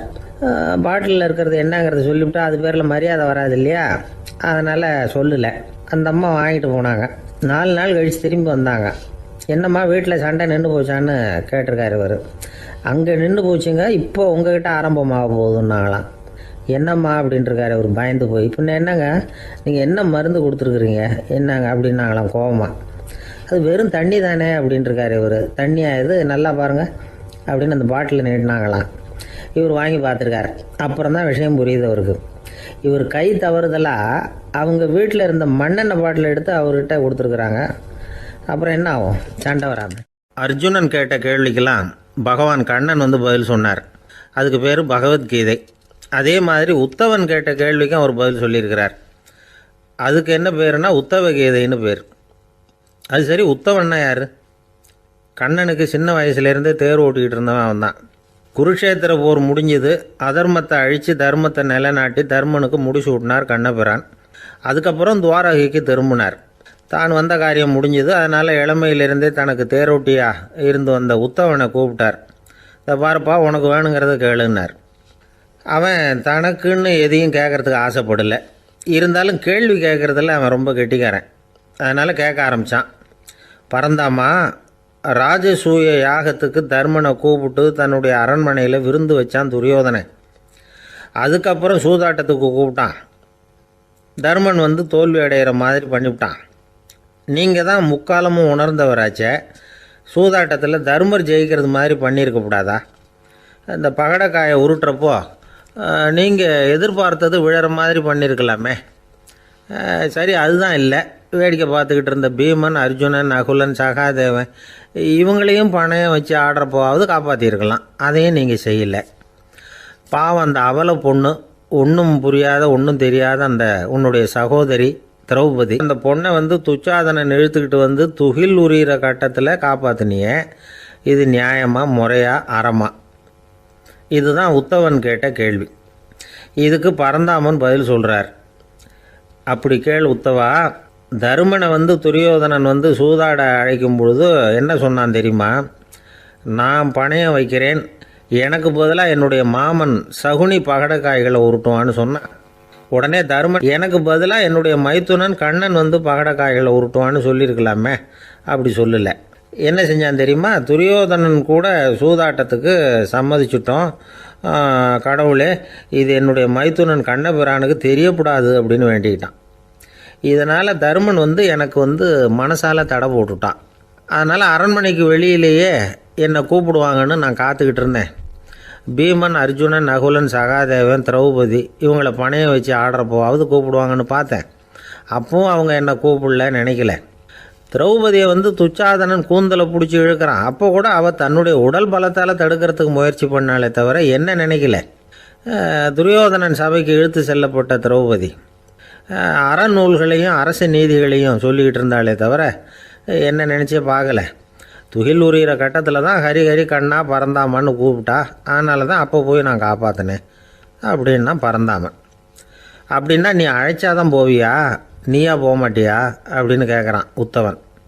ஆமாம், நான் கூப்பிட்டா தான் போவேன். மனிதர்கள் செய்யக்கூடிய செயல்களையெல்லாம் அவங்கவுங்க போக்கிலேயே விட்டுட்டு வேடிக்கை பார்த்துக்கிட்டு இருப்பேன். நான் குறுக்கிட்டு வந்து ஒன்றுமே செய்ய மாட்டேன் அப்படின்னா பரந்தாமன். மனுஷன் தவறு பண்ணுனா திருத்த மாட்டியா, சும்மா பார்த்துக்கிட்டு தான் உட்காந்துருப்பியா அப்படின்னு கேட்குறான் உத்தவன். நான் மனுஷனுடைய உள்ளத்தில் இருக்கிறப்போ என் எதிரில் மனுஷன் தவறு பண்ண மாட்டான் அப்படின்னு ஆனால் கண்ணன். அதாவது யார் நினைக்கிறாங்களோ அவங்க உள்ளத்துலலாம் அவன் இருக்கிறான். அப்படி இருக்கிறப்போ தவறு செய்ய மனுஷன் அஞ்சுவான். இதுதான் உத்தவ கீதைங்கிறது. இந்த காலத்துலேயும் சில பேர் பகவான் மாதிரி அடுத்தவங்க கஷ்டப்படுறத வேடிக்கை பார்த்துக்கிட்டு இருக்கிறது உண்டு. அன்னைக்கு அப்படித்தான். நடுத்தெருவில் ஒரு திருடனை பிடிச்சி எல்லாரும் சேர்ந்து அடிச்சுக்கிட்டு இருக்கிறாங்க. ஒரு ஆள் மட்டும் தள்ளி நின்று அதை வேடிக்கை பார்த்துக்கிட்டு இருக்கான். பார்த்துக்கிட்டு சிரிச்சுக்கிட்டு இருக்கிறான். என்ன சார் இது, பாவம் அந்த ஆளை போட்டு அப்படி அடிக்கிறாங்களே அப்படின்னும். அடிக்கட்டும் சார், அவன் அடி வாங்க வேண்டிய ஆள் தான் அப்படின்னா அவன். ஏன் சார் அப்படி சொல்கிறீங்க அப்படின்னு கேட்டோம். பின்ன என்ன சார், நான் ஒருத்தர் பையில் இருந்த பர்ஸை எடுக்கிறதுக்கு முயற்சி பண்ணிக்கிட்டு இருந்தேன். அதுக்குள்ளே அவன் முந்திக்கிட்டு அபேஸ் பண்ணிவிட்டான். பர்ஸை அவன் எடுத்துட்டான். பார்க்கறதுன்னா எடுக்கிறது அவனா? என்ன சார் நியாயம் இது? நல்லா வாங்கட்டும் அப்படிங்கிறான். ஒரு ஊரில் ஒருத்தர் இருந்தான். ஏதோ ஒரு சின்ன அலுவலகத்தில் வேலை பார்த்துக்கிட்டு இருந்தான். ரொம்ப ஏழை. வர்ற கொஞ்சம் வருமானத்தை வச்சு வாழ்க்கையை ஓட்டிகிட்டு இருந்தான். ஒரு நாள் தெரு வழியாக அவன் நடந்து வந்துக்கிட்டு இருக்கிறான். தெருவில் ஒரு காசு கிடந்தது. அதை பார்த்துட்டான். அது குனிஞ்சு எடுத்தான். அது ஒரு பழங்கால காசு. அந்த காசு நடுவில் ஒரு துளை இருந்தது. அதாவது துளையிட்ட நாணயம். பழங்காலத்தில் புழக்கத்தில் இருந்த ஒரு நாணயம் அது. துளையிட்ட நாணயம் கிடச்சிதுன்னா ரொம்ப நல்லது, அது அதிர்ஷ்டம் அப்படின்னு ஒரு நம்பிக்கை உண்டு. இவன் கையில் அது கிடைச்சதும் ரொம்ப சந்தோஷப்பட்டான். இனிமேல் என்னுடைய கஷ்டம்லாம் தீரப்போகுது, அதிர்ஷ்டம் என்னை தேடி வரும், நான் பணக்காரன் ஆகிடுவேன் அப்படின்னு சொல்லிட்டு அந்த காசை தன்னுடைய கோட்டு பையில் பத்திரமா போட்டு வச்சுக்கிட்டான். அடிக்கடி அதை தொட்டு பார்த்துக்கிறது உண்டு, வெளியில் எடுக்க மாட்டான். இப்படியே கொஞ்ச காலம் ஆச்சு. அதுக்கப்புறம் என்னாச்சு தெரியுமா? நிஜமாகவே அதிர்ஷ்டம் அவனை தேடி வர ஆரம்பிச்சிட்டுது. செல்வம் வந்து குவிஞ்சுது. பணம், பதவி, புகழ் எல்லாம் வந்து சேர்ந்தது. சமூகத்தில் அவன் ஒரு பெரிய மனுஷன் ஆகிட்டான். எல்லாரும் அவனை பாராட்டினாங்க. அவன் எதை தொட்டாலும் வெற்றி, எல்லாம் அந்த காசோட மகிமை அப்படின்னு அவன் மனசுக்குள்ளே நினச்சிக்கிட்டான். தினமும் காலையில் அந்த கோட்டை போட்டுக்கிட்டு தான் வெளியில் கிளம்புவான். புறப்படுறதுக்கு முன்னாடி கோட்டு பாக்கெட்டை தொட்டு பார்த்துக்குவான், உள்ளே காசு இருக்கா அப்படிங்கிறத உறுதிப்படுத்திக்குவான். அதுக்கப்புறம் தான் வெளியில் கிளம்புவான். இப்படியே பல வருஷம் ஓடி போச்சு. ஒரு நாள் அவனுக்கு அந்த ஆசை வந்துட்டுது. அதாவது அந்த துளையிட்ட நாணயத்தை எடுத்து கண்ணால் பார்க்கணும் அப்படின்னு. காலையில் சாப்பிட்டுக்கிட்டு இருந்தான். அப்போ தன்னுடைய மனைவிகிட்ட சொன்னான், ரொம்ப நாளைக்கு அப்புறம் என்னுடைய அந்த நாணயத்தை இன்றைக்கி வெளியில் எடுத்து பார்க்க போகிறேன்னா. என்னத்துக்கு அது, இப்போ அதை பார்க்க வேணாமே அப்படின்னு மெதுவாக இழுத்தாங்க அந்த அம்மா. இல்லை நான் பார்த்தே தீரணும் அப்படின்னு அவன் தன்னுடைய சட்டை பைக்குள்ளே கையை விட்டான். உள்ளே இருந்த நாணயத்தை வெளியில் எடுத்தான். பார்த்தா அவனுக்கு ஆச்சரியமாக போச்சு. அந்த நாணயத்தில் துளையே இல்லை. என்ன ஆச்சு அப்படின்னு சொல்லி அவன் ரொம்ப குழம்பி போயிட்டான். இப்போ அந்த அம்மா சொன்னாங்க, நான் தான் ஒரு நாள் உங்கள் கோட்டு ரொம்பவும் தூசியாக இருக்கேன்னு சொல்லி அதை ஜன்னலுக்கு வெளியில் உதறினேன். உள்ளே இருந்த அந்த காசு அப்போ எனக்கு தெரியாது, ஞாபகத்தில் இல்லை. அது தெருவில் விழுந்துட்டது போல இருக்கு. அதுக்கப்புறம் எவ்வளவோ தேடி பார்த்தேன், கிடைக்கல. அதுக்குள்ளே அதை யாரோ எடுத்துகிட்டு போயிட்டாங்க போல இருக்கு. அது இல்லைங்கிறது உங்களுக்கு தெரிஞ்சால் வருத்தமாக இருக்குமேங்கிறதுக்காக நான் தான் வேற ஒரு நாணயத்தை எடுத்து சட்டை பைக்குள்ளே வச்சுட்டேன் அப்படின்னு விவரத்தை சொன்னாங்க அந்த அம்மா. இது எப்போ நடந்ததுன்னு கேட்டான். உங்களுக்கு அந்த காசு கிடைச்சதே அன்னைக்கு மறுநாளே இது நடந்து போச்சு அப்படின்னாங்களாம்.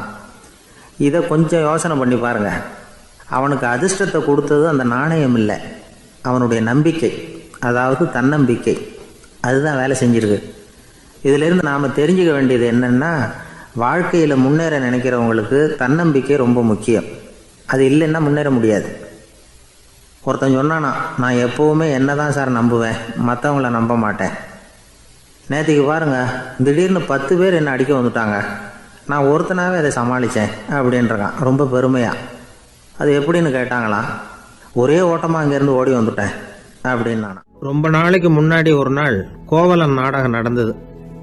எங்கள் மதுரையில் நடந்தது. அதில் ஒரு முக்கியமான கட்டம். கண்ணகி கிட்ட சிலம்பை வாங்கிக்கிட்டு அதை விற்கிறதுக்காக மதுரை நகருக்கு புறப்படுறான் கோவலன். அந்த சமயத்தில் கண்ணகி பாடுற மாதிரி ஒரு நாடக பாடல், நாடக ஆசிரியர் எழுதினது. அது என்ன பாட்டுன்னா, மா பாவியோர் கூடி வாழும் மதுரைக்கு மன்னா போகாதீர் என்று அப்படின்னு ஆரம்பிக்கும் அந்த பாட்டு. இதுதான் அந்த பாட்டு. இதை கண்ணகி மேடையில் பாடின உடனே கூட்டத்தில் சலசலப்பு. நம்ம ஊர்லேயே நமக்கு முன்னாடியே நின்றுக்கிட்டு மா பாவியோர் கூடி வாழும் மதுரை அப்படின்னு சொல்கிறாங்களே, என்ன தைரியம் அப்படின்னு எல்லாம் குழப்பம் பண்ண ஆரம்பிச்சிட்டாங்க. மக்கள் சத்தம் போட ஆரம்பிச்சிட்டாங்க. எதிர்ப்பு குரல் அது பாட்டுக்கு வர வர அதிகமாக போட்டுது. கொண்டுகிட்டு வா அந்த நாடக ஆசிரியரை, எழுதுனது யார் அப்படின்னு ஒரே சத்தம், கூச்சல். வேறு வழி இல்லை. மெதுவாக மேடைக்கு வந்தார் அந்த நாடக ஆசிரியர். 4 பக்கத்திலிருந்தும் கேள்வி கணைகள். மக்களை பார்த்து கொஞ்சம் அமைதியாக இருங்கோ அப்படின்னு சொல்லிவிட்டு தன்னுடைய விளக்கத்தை சொல்ல ஆரம்பித்தார் அந்த நாடக ஆசிரியர். மா அப்படின்னு சொன்னால் திருமகளாகிய லட்சுமி அப்படின்னு அர்த்தம். பா அப்படின்னா கலைமகளாகிய சரஸ்வதி. வி அப்படின்னா மலைமகளாகிய பார்வதி. மா பாவியோர் அப்படின்னா திருமகளும் கலைமகளும் மலைமகளும், இவங்க மூவரும் அப்படின்னு அர்த்தம். இந்த 3 பேரும் வாழ்கின்ற மதுரை புனிதம் நிறைந்தது, சகல செல்வங்களும் நிறைஞ்சது. அப்படிப்பட்ட ஊரில் நான் அணிந்து கொள்ளும் இந்த சாதாரண சிலம்பை யார் வாங்கிக்குவாங்க அப்படிங்கிற எண்ணத்தோடு தான் கண்ணகி அப்படி சொல்கிறா. அதை நினச்சி தான் நான் எழுதினேன். ஆகவே மதுரையை ரொம்ப சிரமப்படுத்தணும், ரொம்ப மோசமாக எழுதணும் அப்படிங்கிற எண்ணம்லாம் எனக்கு கிடையாது. பெருமைப்படுத்தணும்னு நினச்சி தான் அப்படி எழுதினேன் அப்படின்னு விளக்கம் கொடுத்தாராம். இந்த விளக்கத்தை கேட்டதும் எல்லாரும் ரொம்ப சமாதானம் ஆயிட்டாங்களாம். இப்படி விளக்கம் கொடுத்த அந்த நாடக ஆசிரியர் யார் தெரியுமா? அவர் தான் தமிழ் நாடக உலகின் முதல் ஆசான் சங்கரதாஸ் சுவாமிகள். அவருக்கு நகைச்சுவை உணர்வும் அதிகம். 1920ஆம் ஆண்டு திருநெல்வேலியில் அவர் தங்கியிருக்கிறார் நாடகம் நடத்துறதுக்காக. அவர் தங்கியிருந்த வீட்டில் கொசு மூட்டைப்பூச்சி அதிகமாக இருந்திருக்கு. அவரால் தூங்கவே முடியல. அவர் அனுபவித்த தொல்லைகள் ஒரு பாட்டாக உருவாச்சு. வேடிக்கையாக ஒரு பாட்டு எழுதினாராம். மூட்டையும் கொசுவும் ஒரு வீட்டிலே மீட்டிங் போட்டால் முன்னே நிற்க யாரால் முடியும்? கொசு மோகன ராகம் போல சத்தம் போட்டு முன்னே நின்று செய்திடும் யுத்தம். இதை மறுநாள் நாடகத்தில் கோமாளி வேஷம் போட்ட ஒரு சிறுவனை விட்டு பாட வச்சிருக்காரு. எல்லாரும் சிரித்து ரசிச்சாங்களாம். சங்கரதாஸ் சுவாமிகள் கல்யாணமே பண்ணிக்கல, துறவி மாதிரியே வாழ்ந்திருக்கார். தமிழ் நாடக கலைக்கு தன்னையே அர்ப்பணம் பண்ணிட்டவர் அவர். 1922 நவம்பர் மாதத்தில் ஒரு நாள் புதுச்சேரியில் அவர் வாழ்க்கை முடிஞ்சுது. அப்போ அவருக்கு வயசு 55. சங்கரதாஸ் சுவாமிகள் நாடக ஆசிரியர் மட்டும் இல்லை, மேடை நாடக இயக்குனர், தயாரிப்பாளர். அவரே ஒரு சிறந்த நடிகர். ஒரு தடவை சாவித்திரி நாடகத்தில் இவர் யமதர்மனா வேஷம் போட்டு நடிச்சிருக்கிறார். நாடகம் பார்த்துக்கிட்டு இருந்த கருவுற்ற ஒரு பெண்மணிக்கு பயத்தினால அங்கேயே குழந்தை பிறந்துட்டு தான். அந்த நிகழ்ச்சிக்கு அப்புறம் இவர் இந்த வேஷம் போடுறப்போலாம் ஜனங்களுக்கு முன்கூட்டியே எச்சரிக்கை கொடுக்க ஆரம்பிச்சிருவாராம். அதாவது அப்படி யாராவது பயப்படுறவங்க இருந்தால் கொஞ்சம் கண்ணை மூடிங்க அல்லது எழுந்திரிச்சு போடுங்கன்னு. நடிப்புன்னா அப்படிலாம் இருக்கணும். இந்த காலத்தில் நடிகர் ஒருத்தர் சொன்னார், சார் நான் இந்த நாடகத்தில் நடிக்கிறப்போ முகத்தில் நவரசங்களையும் காட்டி நடித்தேன், உணர்ச்சிகளை எல்லாம் நல்லா காட்டி நடித்தேன். அப்படி இருந்தும் ஜனங்கள் கல்லை எடுத்து மேடையில் வீசிவிட்டாங்க சார் அப்படின்னார். நாடகத்தில் உங்களுக்கு என்ன வேஷம் அப்படின்னு கேட்டாங்க. அது செத்து கிடக்கிற பணமாக நடித்தேன் சார் அப்படின்னார். ஒரு தடவை கலைவாணர் NS கிருஷ்ணன் பேராசிரியர் கல்கியை சந்தித்து பேசிக்கிட்டு இருந்தாராம். கலைவாணர் கல்கியை பார்த்து, எனக்கு கதை எழுத ஆசையாக இருக்குது, எப்படி எழுதுறதுன்னு கேட்டாராம். கதை எழுதுறதுக்கு 4 மை வேணும்னாராம் கல்கி. அப்படியா, அப்படின்னா என்னென்ன கலர் மை அப்படின்னு கேட்டிருக்காரு கலைவாணர் சிரிச்சுக்கிட்டே. நான் சொன்னது கலர் மை இல்லை, அது வேற மை. அதாவது கதை எழுதுறதுக்கு தேவைப்படுகிற 4 மை எதுன்னா, 1 திறமை, 2 பேணாமை, 3வது தனிமை, 4வது பொறுமை அப்படின்னாராம். உடனே கலைவாணர், உங்க யோசனை அருமை அப்படின்னாராம். அதுதான் கலைவாணர். பொதுவா எழுத்தாளர்கள் எழுதுற மாதிரி நடந்துக்கிறது இல்லை. ஆனா கலைவாணர் என்ன சொல்லுவாரோ அதே மாதிரி நடந்துக்குவார். எல்லாருக்கும் எல்லாம் கிடைக்கணுங்கிற கருத்தை சினிமா படங்கள்ல வலியுறுத்துவார். அதே மாதிரி நடைமுறை வாழ்க்கையிலேயும் எல்லாருக்கும் எல்லாமும் கொடுப்பார். பணம், பதவி, புகழ் இப்படி எதுவுமே இல்லாத ஒரு சாதாரண மனுஷனா இருந்தா கூட இவர் மனுஷனுக்கு கொடுக்கற மரியாதையில கொஞ்சமும் குறைச்சல் இருக்காது.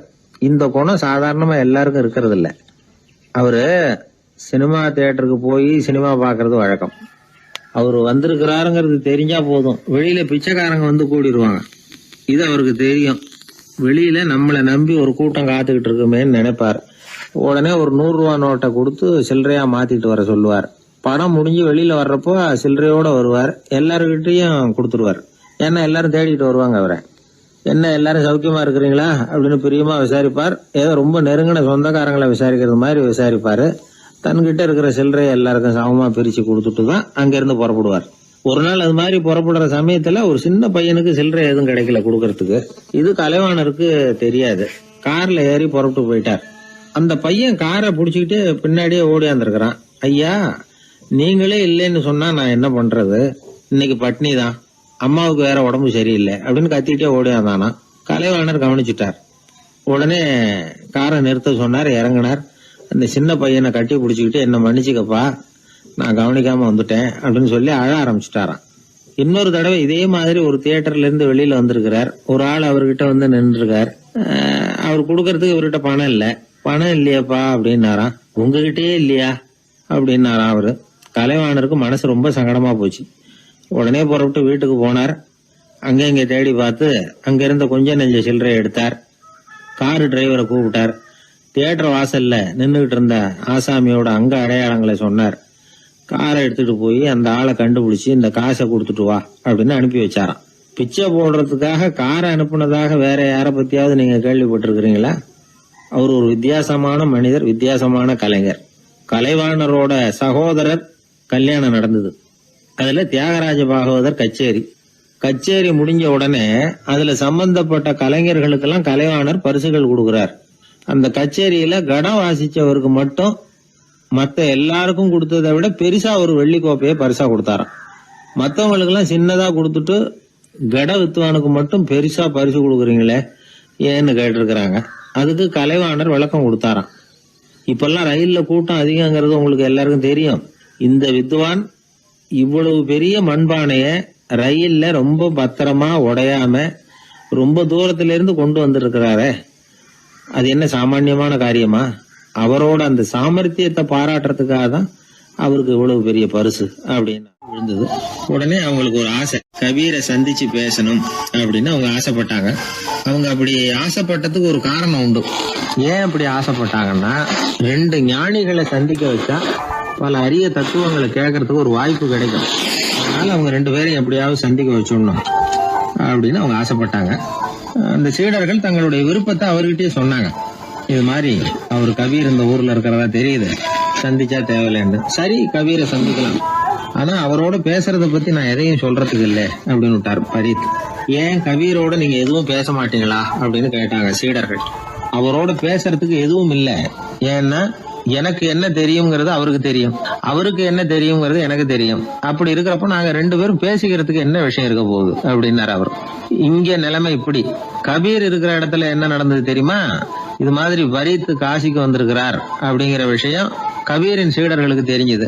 உடனே அவங்களும் நீங்க ஷேக் பரீத்தை சந்திச்சு பேசணும்னு அவர்கிட்ட கேட்க ஆரம்பிச்சாங்க. அதுக்கு கபீர் சொன்னாராம், நாங்க 2 பேரும் சந்திச்சுக்கிட்டா ஒருத்தர் கட்டி தழுவிக்குவோம், ஆனந்த கண்ணீர் வடிப்போம், வார்த்தைகளால பரிமாறிக்கிறதுக்கு எங்ககிட்ட எதுவும் இல்லை அப்படின்னாராம். இருந்தாலும் 2 பக்கத்துல இருந்த சீடர்களும் அப்படி நினைக்கல. எப்படியும் இவங்க சந்திச்சுக்கிட்டா கொஞ்சமாவது பேசாம இருக்க முடியாது, ஏதாவது பேசிக்குவாங்க அப்படின்னு நினைச்சாங்க. அதனால தொடர்ந்து வற்புறுத்தினாங்க. கபீர் பரீத்தை தன்னுடைய ஆசிரமத்துக்கு அழைச்சார். அந்த ஊரின் எல்லைக்கே போய் அவரை அழைச்சிட்டு வந்தார். 2 பேரும் சந்திச்சாங்க. ஒருத்தர் கட்டி பிடிச்சுக்கிட்டாங்க. ஒருத்தர் கையை ஒருத்தர் பிடிச்சபடியே ரொம்ப நேரம் நின்றுட்டு இருந்தாங்க. ஆனந்த கண்ணீர் வழிஞ்சுது. கபீர் ஆசிரமத்துல 2 பேரும் மௌனமா உட்கார்ந்துருக்காங்க. ஏதாவது பேசுவாங்கன்னு சொல்லி எதிர்பார்த்துக்கிட்டே 2 பக்கமும் சீடர்கள் காத்துக்கிட்டு இருக்கிறாங்க. பேசுங்கன்னு சொல்லியும் பார்த்தாங்க. அதை கேட்டதும் லேசா சிரிச்சாங்களே தவிர எதுவுமே பேசிக்கலையா. ஒரு நாள் பூரா இப்படியே போயிட்டுது.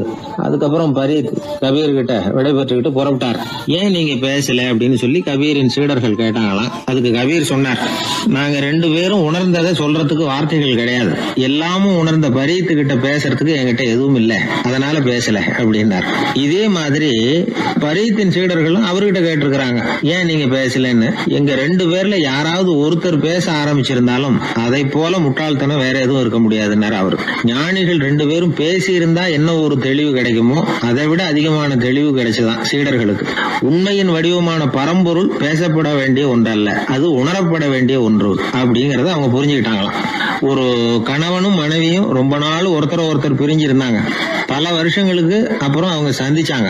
சந்திச்ச உடனே ஏதாவது பேசலாம்ல, பேசல. 2 பேருமே மௌனமா இருந்தாங்க. இந்த ஞானிகள் மாதிரி ஒருத்தர் ஆர்வமா பாத்துக்கிட்டாங்க. அவ்வளவுதான்.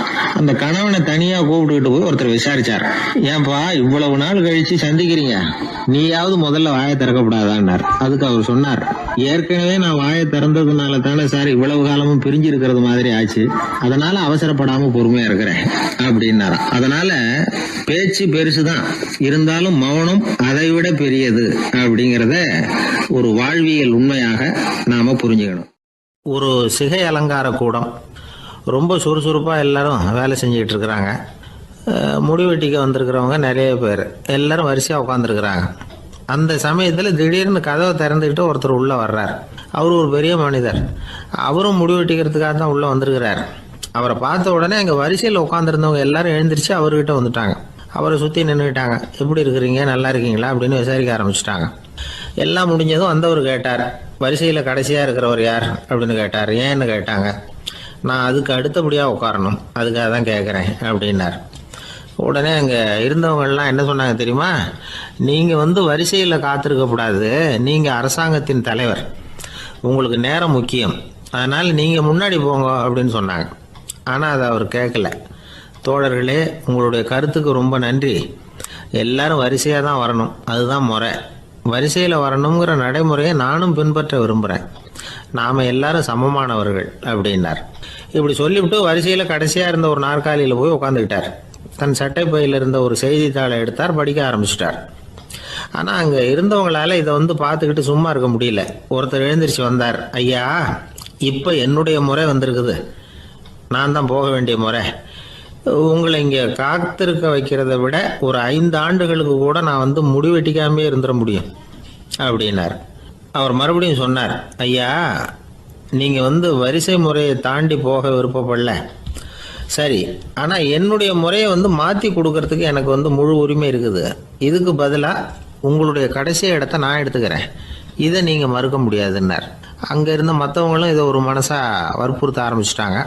அந்த பெரிய மனிதர் பார்த்தார், சரின்னு கடைசியாக ஒத்துக்கிட்டார். அவர் யார் தெரியுமா? அவர் தான் மாவீரர் லெனின். ரஷ்யாவில் கிரெம்ளின் சிகை அலங்கார கூடத்தில் தான் இது நடந்தது. எல்லாரும் இந்நாட்டு மன்னர்கள்னு வாயளவில் பேசுறதுல என்ன பிரயோஜனம்? நாம் எல்லாரும் சமங்கிறத நடைமுறையில் கடைபிடிச்சி காட்டினவங்க கொஞ்சம் பேர் தான். அவங்களில் ஒருத்தர் தான் லெனின். வரிசையில் நின்று வர்றதுங்கிறது ஒரு சிறந்த பண்பு, உயர்ந்த பண்பு. இன்றைக்கி பல இடங்களில் அது நமக்கு தேவைப்படுது. ஒரு ரேஷன் கடைவாசல், கடை திறக்கிறதுக்கு முன்னாடியே எல்லாரும் வரிசையில் நின்றுட்டாங்க. கடைசியாக வந்த ஒருத்தர் கியூவில் முன்னாடி போகிறதுக்கு முயற்சி பண்ணுறார். ஏற்கனவே நின்றுட்டு இருக்கிறவங்க அவரை முன்னாடி போகிறதுக்கு விட மாட்டேங்கிறாங்க. கடைசியாக போய் நில்லையா அப்படின்னு எல்லாரும் கத்துறாங்க. அது அவர் காதில் வாங்கலை. முண்டி அடிச்சுக்கிட்டு முன்னாடி போகிறதுக்கே முயற்சி பண்ணிகிட்டு இருக்கிறார். எல்லாரும் சேர்ந்து அவரை வலுக்கட்டாயமாக இழுத்து கொண்டாந்து பின்னாடி கொண்டு போய் நிறுத்திவிட்டாங்க. நிறுத்திவிட்டு சொன்னாங்க, இதை பாருப்பா, நாங்கள் இருக்கிற வரைக்கும் நீங்கள் முன்னாடி போய் எதையும் வாங்க முடியாது, தெரிஞ்சுக்கோ அப்படின்னாங்க.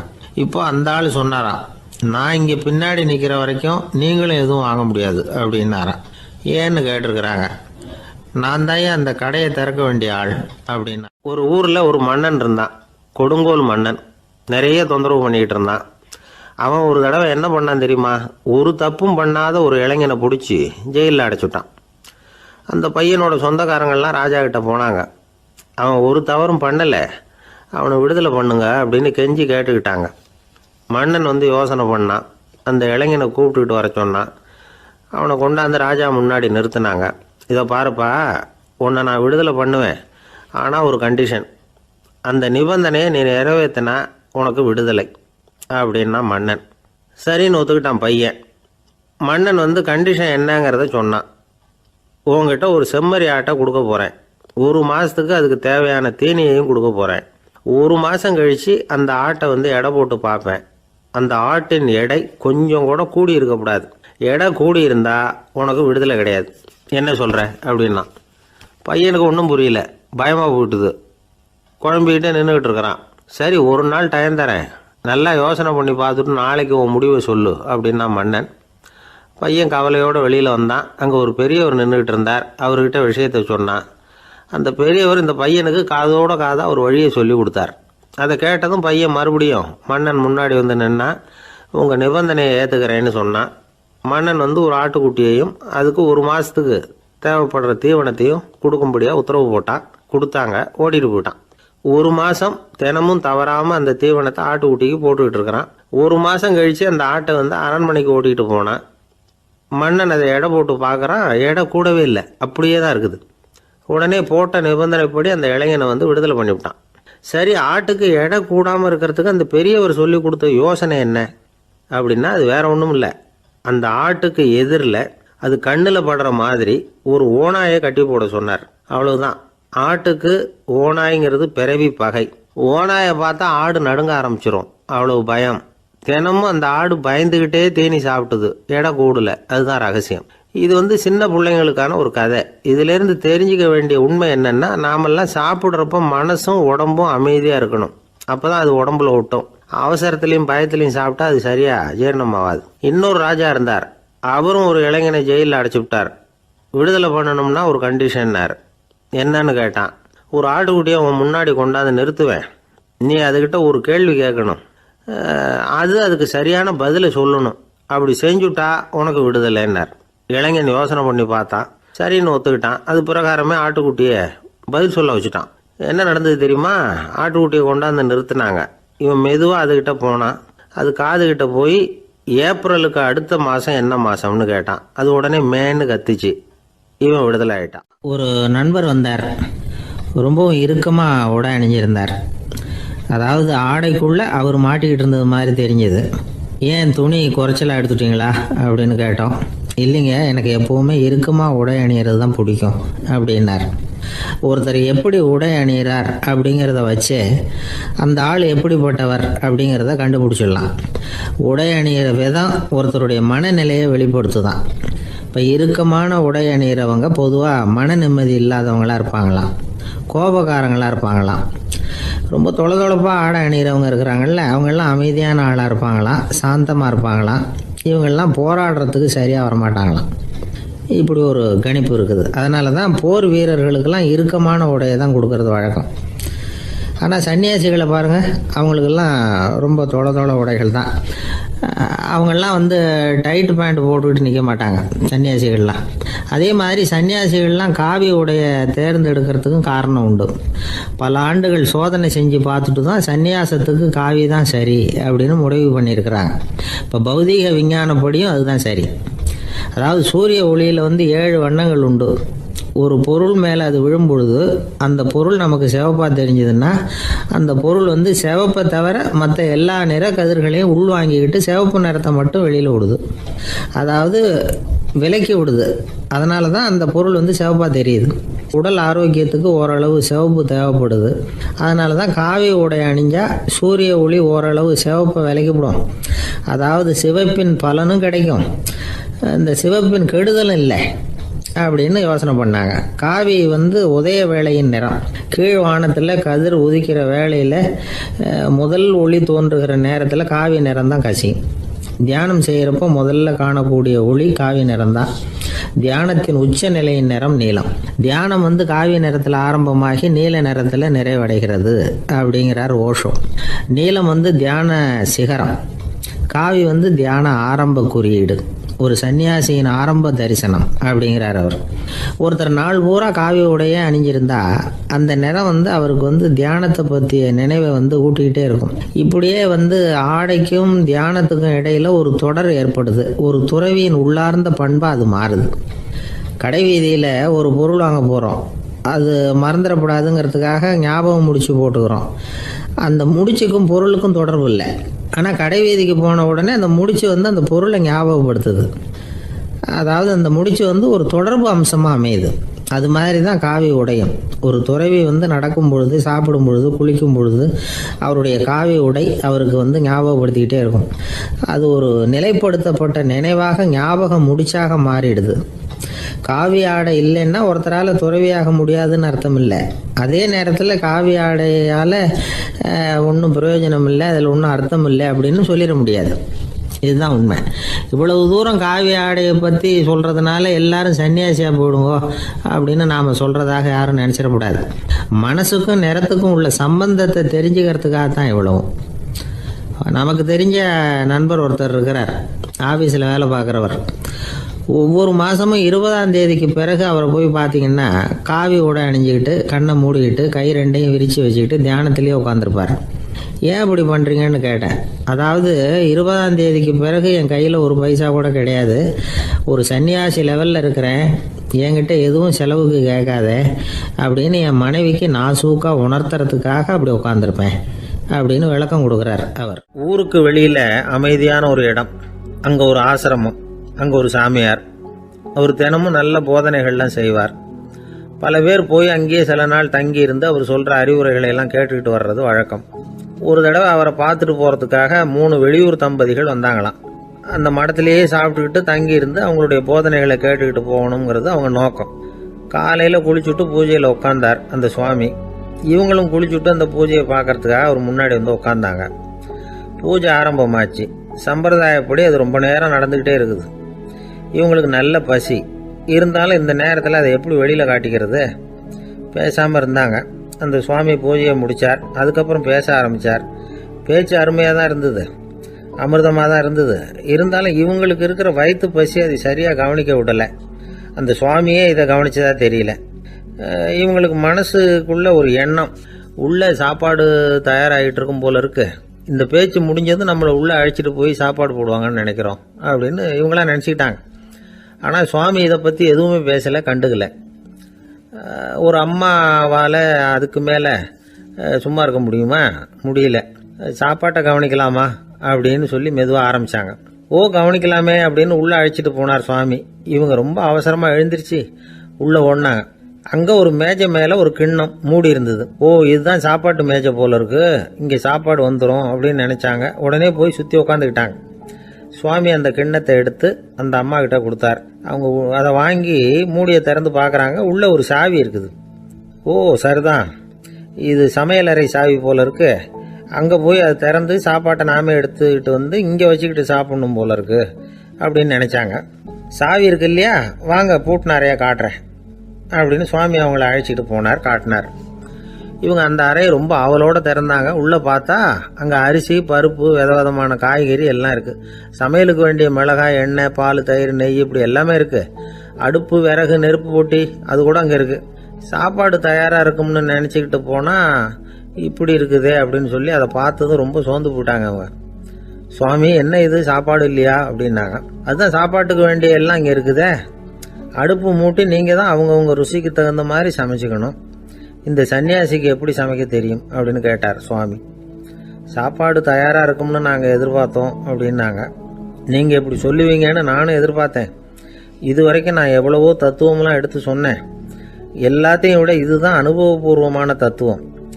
ஆண்டவன் நமக்கு நல்ல மனசை கொடுத்துருக்குறான், நல்ல வாய்ப்புகளையும் தந்திருக்கிறான், அதையெல்லாம் பயன்படுத்திக்கக்கூடிய மூளையையும் சிந்தனையையும் கொடுத்துருக்குறான். அதனால் அடுப்பை தான் நீங்கள் மூட்டணும். அடுப்பு நீங்கள் தான் மூட்டணும். உங்களுக்கு உகந்ததை நீங்கள் தான் சமைச்சு ருசித்து அனுபவிக்கணும். ஆண்டவனே அதை செஞ்சிகிட்டு இருக்க மாட்டான் அப்படின்னாராம் அந்த சுவாமி. நம்முடைய வாழ்க்கையில் பல நல்ல பலன்களை பெறறதுக்கு நாம் தான் முயற்சி பண்ணணும். அதுக்குரிய சூழ்நிலையை தான் ஆண்டவன் கொடுப்பானே தவிர அதை விளக்கறதுக்காக தான் அந்த சுவாமி அப்படி செஞ்சு காட்டியிருக்கிறார். இது ஒரு பெரியவர் இப்படி ஒரு விளக்கம் கொடுத்தார்.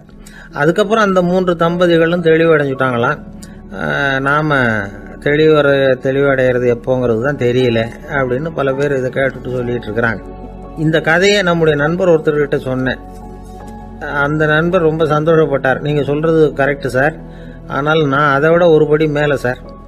எனக்கெல்லாம் அரிசி, பருப்பு இருக்கிற ரூம் எதுன்னு கையை காட்டிட்டா போதும்.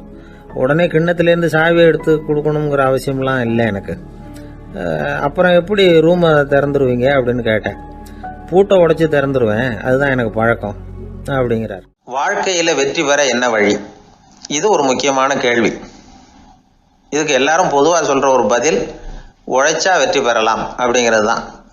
வாழ்க்கையில வெற்றி பெற உழைப்பு மட்டும் இருந்தா போதாது, நேர்மையும் வேணும் அப்படிங்கிறார் பால் ஹாஃப்மேன். இவர் யார் தெரியுமா? இவர் ஒரு பெரிய பொருளாதார நிபுணர். 2வது உலகப் போர் முடிஞ்ச சமயம் அப்போ இவர் அமெரிக்காவின் நிதி ஆலோசகராக இருந்தார். தன்னுடைய வாழ்க்கையில் நடந்த பழைய நிகழ்ச்சி ஒன்று அவர் சொன்னார். இளம் வயசில் படித்து முடித்ததும் அவர் வேலை தேடிக்கிட்டு இருந்தாராம். அப்போ ஒரு கால்நடை வைத்தியர்கிட்ட போய் வேலை கேட்டிருக்கார். இவர் அங்கே போன சமயத்தில் அந்த டாக்டர் தன்னுடைய பழைய கார் ஒன்றை விற்பனை செய்யறதுக்காக வேற ஒருத்தர்கிட்ட பேரம் பேசிக்கிட்டு இருந்தார். வாங்க வந்தவர் இவர்கிட்ட அந்த காரை பற்றின விவரம்லாம் கேட்டுக்கிட்டு இருந்தார். கார் நல்ல நிலைமையில் இருக்குமா அப்படிங்கிற கவலை அவருக்கு. எல்லா விவரங்களையும் கேட்டுக்கிட்டு அவர் கடைசியாக சொன்னார், டாக்டர், இந்த காரை நீங்களே என்னுடைய ஊருக்கு ஓட்டிட்டு வர வேண்டியது.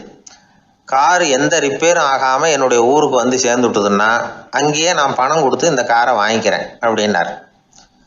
நம்ம கார் அவ்வளோ தூரத்துக்கு வழியில் எந்த கோளாறும் இல்லாமல் போய் சேருமா அப்படிங்கிற சந்தேகம் டாக்டருக்கு. அவர் என்ன செஞ்சார் தெரியுமா? தன்கிட்ட வேலை கேட்டு வந்திருந்த இளைஞர் பால் ஹாஃப்மேனை கூப்பிட்டார். அவர்கிட்ட சொன்னார், இதை பாருப்பா, இந்த காரை நீ அவருடைய ஊர் வரைக்கும் நல்லபடியாக ஓட்டிகிட்டு போய் சேர்த்துட்டீன்னா உனக்கு நான் வேலை கொடுத்து விட்றேன். அது மட்டும் இல்லை, காரு விற்கிற தொகையில் கமிஷனும் கொடுக்குறேன், என்ன சம்மதமா அப்படின்னு கேட்டார். ஹாஃப்மேன் யோசனை பண்ணார். அதுக்கப்புறம் சரின்னு சொல்லி சம்மதிச்சார். கொஞ்ச நேரத்தில் அவரும் கார் வாங்க வந்தவரும் புறப்பட்டாங்க. இவர் ரொம்ப சிரமப்பட்டு வழியில் எங்கேயும் நிறுத்தாமல் காரை ரொம்ப சாமர்த்தியமாக ஓட்டிகிட்டு போய் சேர்த்துட்டார்.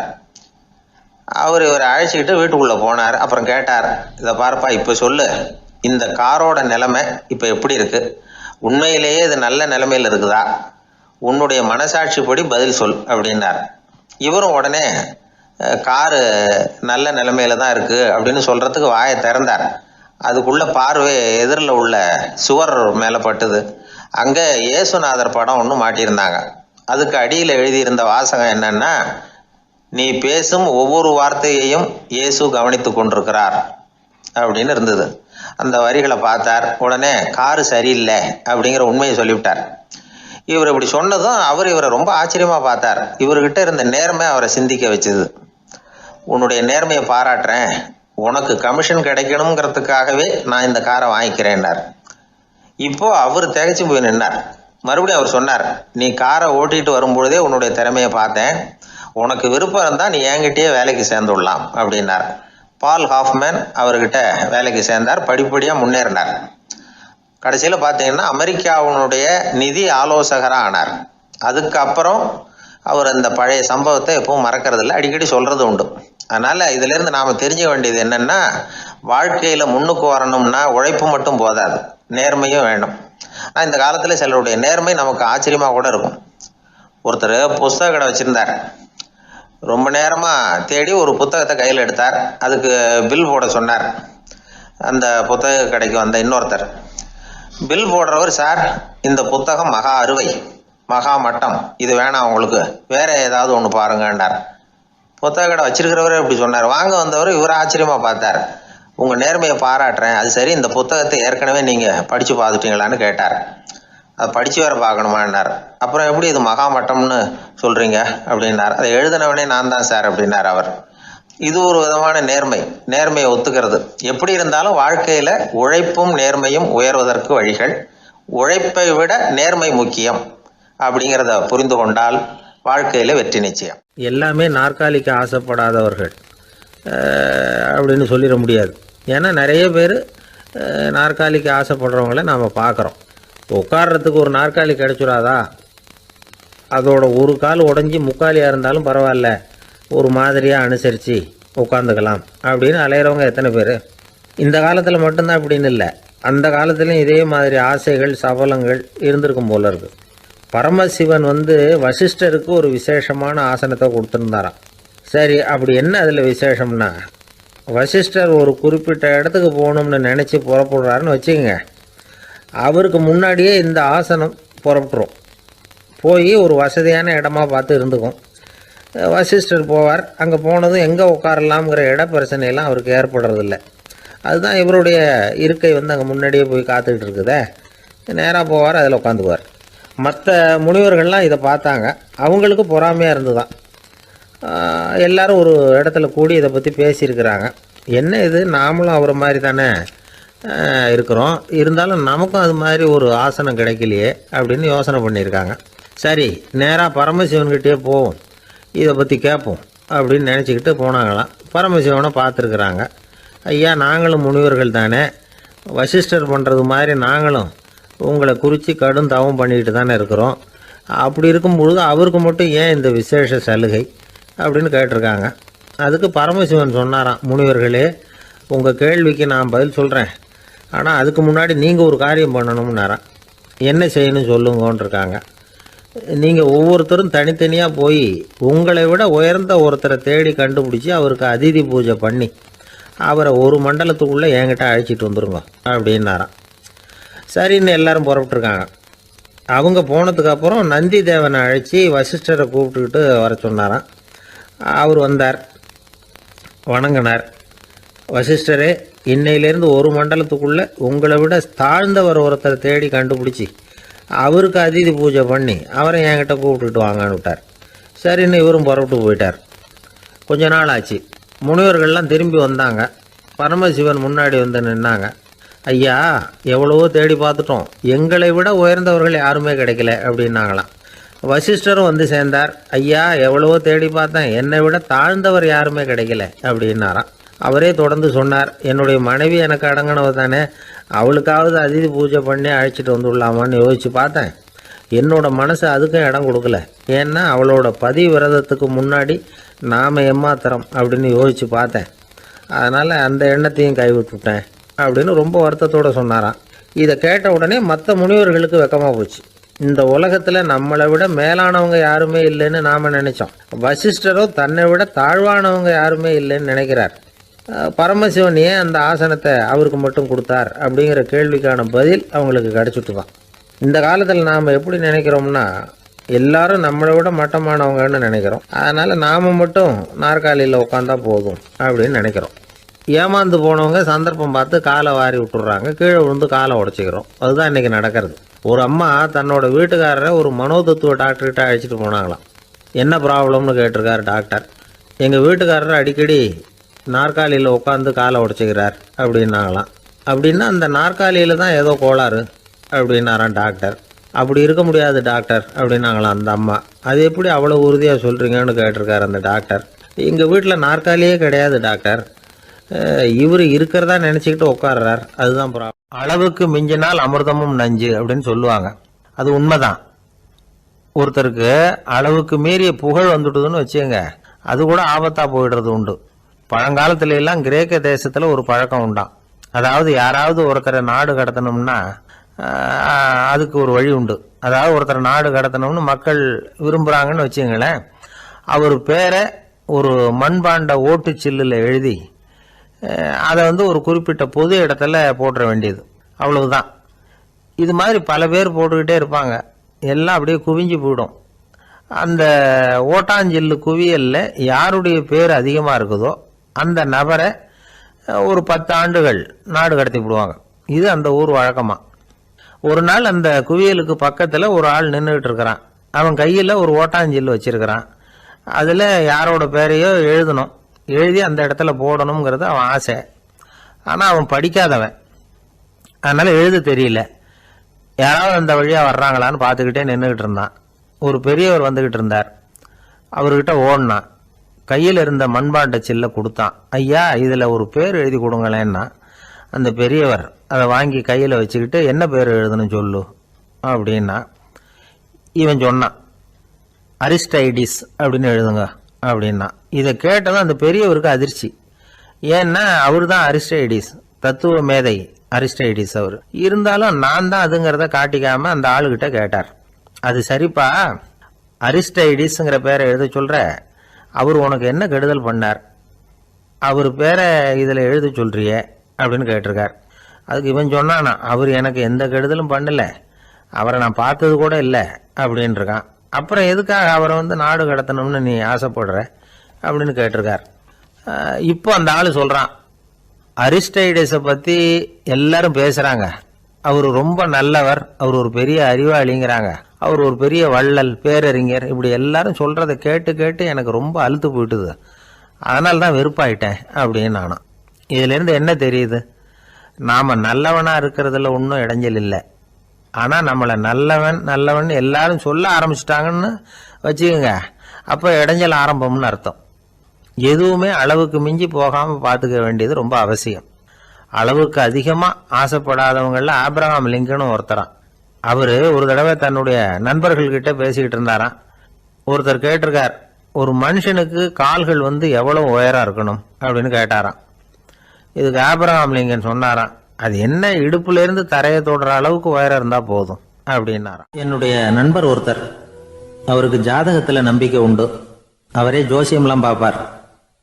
என்ன சார் இந்த காலத்தில் இதையெல்லாம் நம்பிக்கிட்டு இருக்கீங்களே அப்படின்னு கேட்டால், உங்களுக்கு ஒன்றும் தெரியாது சார், இந்த உலகத்தில் ஒவ்வொருத்தரும் அவங்கவங்க செய்கிற நல்லது கெட்டதுக்கு தகுந்த பலனை அனுபவிச்சே தீரணும் பார். அது மட்டும் இல்லை, ஒருத்தர் செத்துட்டா கூட அவன் செஞ்ச பாவ புண்ணியங்கள் கூடவே போய்கிட்டு இருக்கோம் பார். அது எப்படி கூட போவோம் அப்படின்னு குதர்க்கமாக கேட்டால், அதுக்கு அவர் ஒரு கதை சொன்னார். அது ரொம்ப சுவாரஸ்யமாக இருந்தது. அது என்ன கதைன்னா, ஒரு ஊரில் ஒருத்தர் இருந்தாராம். அவர் ஜோசியம் பார்க்குறதுல ரொம்ப கெட்டிக்காரரான். ஒருத்தருடைய தலைமுடியை மட்டும் அவர்கிட்ட காட்டினா போதும், அதை மட்டும் பார்த்துட்டு அவருடைய ஜாதகத்தையே அலசி விடுவாராம். அப்பேற்பட்ட திறமை. அந்த ஆள் ஒரு சமயம் கன்னியாகுமரி கடற்கரைக்கு போயிருந்திருக்கார். அங்க கரை ஓரமா ஒரு மண்டை ஓடு கிடந்திருக்கு. அதை எடுத்து பார்த்திருக்கார். அந்த மண்டை ஓட்டை வச்சுக்கிட்டே அதோட ஜாதகத்தை அலசியிருக்கார். இந்த மண்டை ஓட்டுக்கு உரிய ஆசாமி வாழ்க்கையில ரொம்ப கஷ்டப்பட்டிருக்கணும், நிறைய கஷ்டத்தை அனுபவிச்சிருக்கணும். அது தாங்க முடியாம தான் கடல்ல விழுந்து தற்கொலை பண்ணிட்டு இருக்கான் அப்படிங்கிறத அவரு கணிச்சுட்டார். இருந்தாலும் இந்த மண்டை ஓடு இன்னமும் அனுபவிக்க வேண்டியது பாக்கி இருக்கு அப்படிங்கிறத அவர் உணர்ந்தாராம். அது சரி, ஒருத்தன் உயிரோடு இருக்கிற வரைக்கும் நல்லது கெட்டதை அனுபவிக்க முடியும், செத்ததுக்கு அப்புறமும் பாக்கி இருக்குன்னா அதை எப்படி அனுபவிக்கிறது? இந்த மண்டை ஓட்டுக்கு இன்னும் கொஞ்சம் பாக்கி இருக்குங்கிறது அவருக்கு புரிஞ்சதே தவிர அதோட அர்த்தம் என்னங்கிறது சரியா விளங்கல. சரி, இதை இன்னும் கொஞ்சம் விவரமா ஆராய்ச்சி பண்ணுவோம் அப்படின்னு நினைச்சுக்கிட்டு அதை தன்னுடைய வீட்டுக்கு எடுத்துட்டு போயிட்டார். அந்த மண்டை ஓட்டை ஒரு பெட்டியில வச்சு பூட்டினார். தன்னுடைய தனி அறையில அதை பத்திரமா வச்சுக்கிட்டார். தினமும் ராத்திரி ஆனதும் தன்னுடைய மனைவியை பார்த்து, நீ போய் பூஜை அறையில தனியா படுத்துக்க அப்படின்னு சொல்லிவிட்டு தினம் ராத்திரி 12 மணிக்கு பெட்டியை திறந்து அவர் பார்ப்பார். மண்டை ஓடு அப்படியே இருந்தது தவிர இன்னும் கொஞ்சம் பாக்கி இருக்குங்கிறதுக்கு அர்த்தம் அவருக்கு விளங்கல. அந்த மண்டை ஓட்டுக்கு இன்னும் என்ன பாக்கி இருக்க போகுது? எப்படியோ ஒரு 10 நாள் போச்சு. அந்த வீட்டம்மாவுக்கு சந்தேகம் வந்துட்டுது. நம்ம வீட்டுக்காரரு நம்மளை தனியா ஏன் தூங்க சொல்றார் அப்படிங்கிற சந்தேகம். உடனே பக்கத்து வீட்டு அம்மா கிட்ட விஷயத்த சொல்லியிருக்கிறாங்க. அந்த அம்மா உடனே, நீ கவலைப்படாத, நான் கண்டுபிடிச்சு சொல்றேன் அப்படின்னு சொல்லிவிட்டாங்களாம். அன்னைக்கு ராத்திரியே ஜன்னல் வழியா எட்டி பார்த்துருக்குறாங்க. இந்த ஆள் மண்டை ஓட்டை கையில வச்சுக்கிட்டு அது திருப்பி திருப்பி பார்த்துக்கிட்டு இருக்கிறான். அதை பார்த்துட்டாங்க. மறுநாள் காலையில அவரோட மனைவியை பார்த்தாங்க. ஏம்மா, உன் வீட்டுக்காரருக்கு நீ முதல் மனைவியா 2வது மனைவியா அப்படின்னு கேட்டாங்களாம். எனக்கு தெரிஞ்ச வரைக்கும் நான் ஒருத்தி தான் அவருடைய மனைவி அப்படின்னாங்களாம் அவங்க. அப்படி இல்லை, நீ அவருக்கு 2வது மனைவி. முதல் மனைவியின் மண்டை ஓட்டை தான் அவர் தினமும் ராத்திரியில் எடுத்து பார்த்துக்கிட்டு இருக்கிறார் அப்படின்னாங்க அடுத்த வீட்டு அம்மா. அப்படியா விஷயம் அப்படின்னு சொல்லிவிட்டு கணவன் வீட்டில் இல்லாத நேரமா பார்த்து அந்த மண்டை ஓட்டை எடுத்து கொண்டாந்து ஒரு உரல்ல போட்டு உலக்கையால குத்தி நொறுக்க ஆரம்பிச்சுட்டாங்க. வெளியில போயிருந்த அந்த ஆள் அப்பதான் உள்ள நுழைஞ்சார். மண்டை ஓடு உலக்கை கிட்ட குத்து வாங்கிட்டு இருக்கு. அது அனுபவிக்க வேண்டியது இன்னும் கொஞ்சம் பாக்கி இருக்குங்கிறதுக்கு அர்த்தம் எனக்கு இப்பதான் புரிஞ்சுது அப்படின்னாராம் அவர். இந்த கதையிலிருந்து நாம இன்னொரு நீதியையும் புரிஞ்சுக்கணும். அதாவது நம்ம வீட்டை பத்தி நமக்கு புரியாததெல்லாம் அடுத்த வீட்டுக்கு. ஒரு ஊர்ல ஒரு ராஜா இருந்தார். பெரிய அரண்மனையில தான் இருக்கிறார். எல்லா வசதியும் இருந்தது. இருந்தாலும் அவர் எல்லாரும் சொல்றது எப்படி தெரியுமா, பிச்சைக்கார ராஜா. அப்படி ஒரு பேர் அவருக்கு நிலைச்சு போச்சு. ஜனங்களும் சரி, மற்ற தேசங்களில் உள்ளவங்களும் சரி, அவர் அந்த பேர் சொல்லியே குறிப்பிடுறது வழக்கமாக போட்டுது. இது அவருக்கு ரொம்ப கவலையாக போச்சு. என்ன இது, நம்மளை தேடி வர்றவங்களுக்கெல்லாம் நாம் சோறு போடுறோம், நம்ம புகழ்ந்து பாடல் ஏற்றி கொண்டு வர்ற புலவர்களுக்கெல்லாம் அவங்க எப்படி வந்தாலும் ஒருவேளை சோறு போடணுங்கிறது உத்தரவு. இவ்வளவுலாம் செஞ்சும் நம்மளை போய் பிச்சைக்கார ராஜான்னு எல்லாரும் சொல்கிறாங்களே, அது ஏன், எதுக்காக இப்படி சொல்கிறாங்க? இதுதான் ராஜாவுக்கு குழப்பம். சரி, இதை பற்றி நம்ம அமைச்சர்கள் கிட்ட கேட்கலாமா அப்படின்னு யோசனை பண்ணார். இந்த விஷயத்தை போய் அவங்க கிட்ட எப்படி கேட்கறதுன்னு அவருக்கு தயக்கமாக இருந்தது. கௌரவ குறைச்சலாக தெரிஞ்சுது அவருக்கு. சரி, சாதாரண குடிமக்கள் கிட்ட இதை பற்றி கேட்கலாமா அப்படின்னு யோசனை பண்ணார்.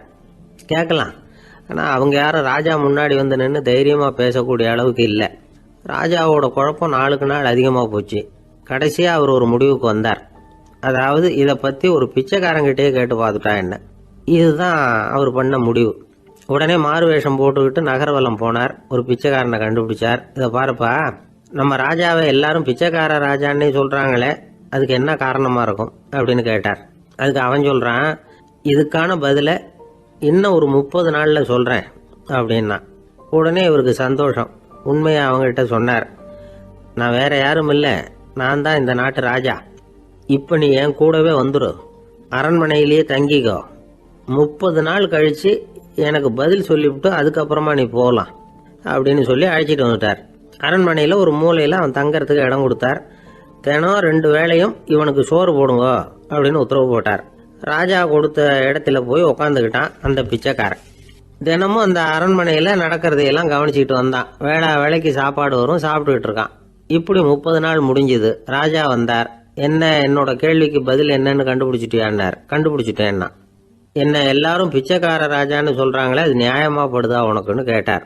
நியாயமா தான் படுது, சந்தேகம் இல்லாம நீங்க பிச்சைக்கார ராஜா தான். என்னதான் நீங்க வசதியோடவும் படைபலத்தோடவும் இருந்தா கூட நீங்க எங்க வர்க்கத்தை சேர்ந்த ஆசாமி தான் அப்படின்னு அடிச்சு சொல்லிவிட்டான் அந்த ஆள். எதனால் அப்படி சொல்றேன்னு கேட்டார் இவர். அரசே, ஒரு உண்மையை கண்டுபிடிச்சு சொல்றதா நான் உங்ககிட்ட சொன்னேன். நீங்க ராஜ பரம்பரைன்னா உடனே உங்க கழுத்துல கிடக்கிற முத்து மாலையை கழட்டி பரிசா கொடுத்துருப்பீங்க, பொன்னையும் மணியையும் கொடுத்துருப்பீங்க. ஆனா நீங்க அப்படி செய்யல. என்ன ஒரு மூலையில உட்கார வச்சு 2 வேளை சோறு போட சொன்னீங்க. உங்களை தேடி யார் வந்தாலும், யார் பாராட்டி பேசினாலும் அல்லது பிரச்சனைகளை சொன்னாலும் நீங்க செய்யற ஒரே காரியம் சோறு போடுறது தான். பிச்சைக்காரனுக்கு சோறு மட்டும்தான் உலகம். உங்க விஷயத்திலையும் நீங்க அப்படித்தான் நினைக்கிறதாக தெரியுது. நல்லா கவனிங்க.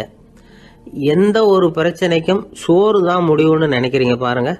நீங்க சந்தேகமில்லாத எங்களை சேர்ந்த ஆளுதான் அப்படின்னு விட்டான் அந்த பிச்சைக்காரன். அதுக்கப்புறம் தான் அந்த ராஜா தன்னுடைய தவறுகளை எல்லாம் தேர்த்திக்கிட்டாராம். பசின்னு வர்றவங்களுக்கு சோறு தான் போடணும், அது தப்பு இல்லை. பாராட்ட வர்றவங்களுக்கெல்லாம் சோத்தையே போட்டு அனுப்புனா இப்படிதான் பேர் வரும். எனக்கு தெரிஞ்ச ஒருத்தர் தினமும் யாராவது ஒருத்தரை தன் வீட்டுக்கு அழைச்சிட்டு போவார், சாப்பாடு போட்டு அனுப்புவார்.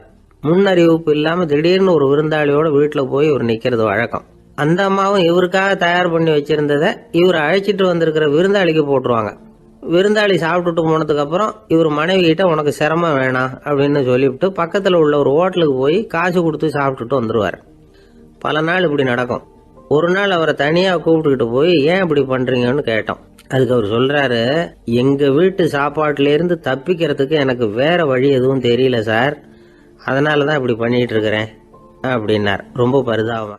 இப்பெல்லாம் நம்ம ஊர்ல மாமியார் மருமகள் ஒருத்தர் நல்லா புரிஞ்சுக்கிட்டு நல்ல விதமா தான் இருக்கிறாங்க பல இடத்துல. அதனால நான் இப்ப சொல்ல போற கதையை கேட்டுவிட்டு இந்த காலத்துல அவ்வளவு மோசமா யாரு சார் நடந்துக்கிறாங்க அப்படின்னு கேட்டு யாரும் சண்டைக்கு வரக்கூடாது. இன்னொரு உண்மையையும் சொல்லிவிடுறேன். அதாவது இந்த கதையை நமக்கு எழுதி அனுப்பி இருக்கிறதே கொஞ்ச நாள்ல மருமகளாகவும் அதுக்கப்புறம் கொஞ்ச காலத்துல மாமியாராகவும் ஆக போற ஒரு நேயர் தான். சரி, இந்த கதைக்கு வருவோம். அதாவது ஒரு சின்ன குடும்பம், அந்த வீட்டில் மாமியார் ஆட்சி, அவங்க வச்சது தான் சட்டம்.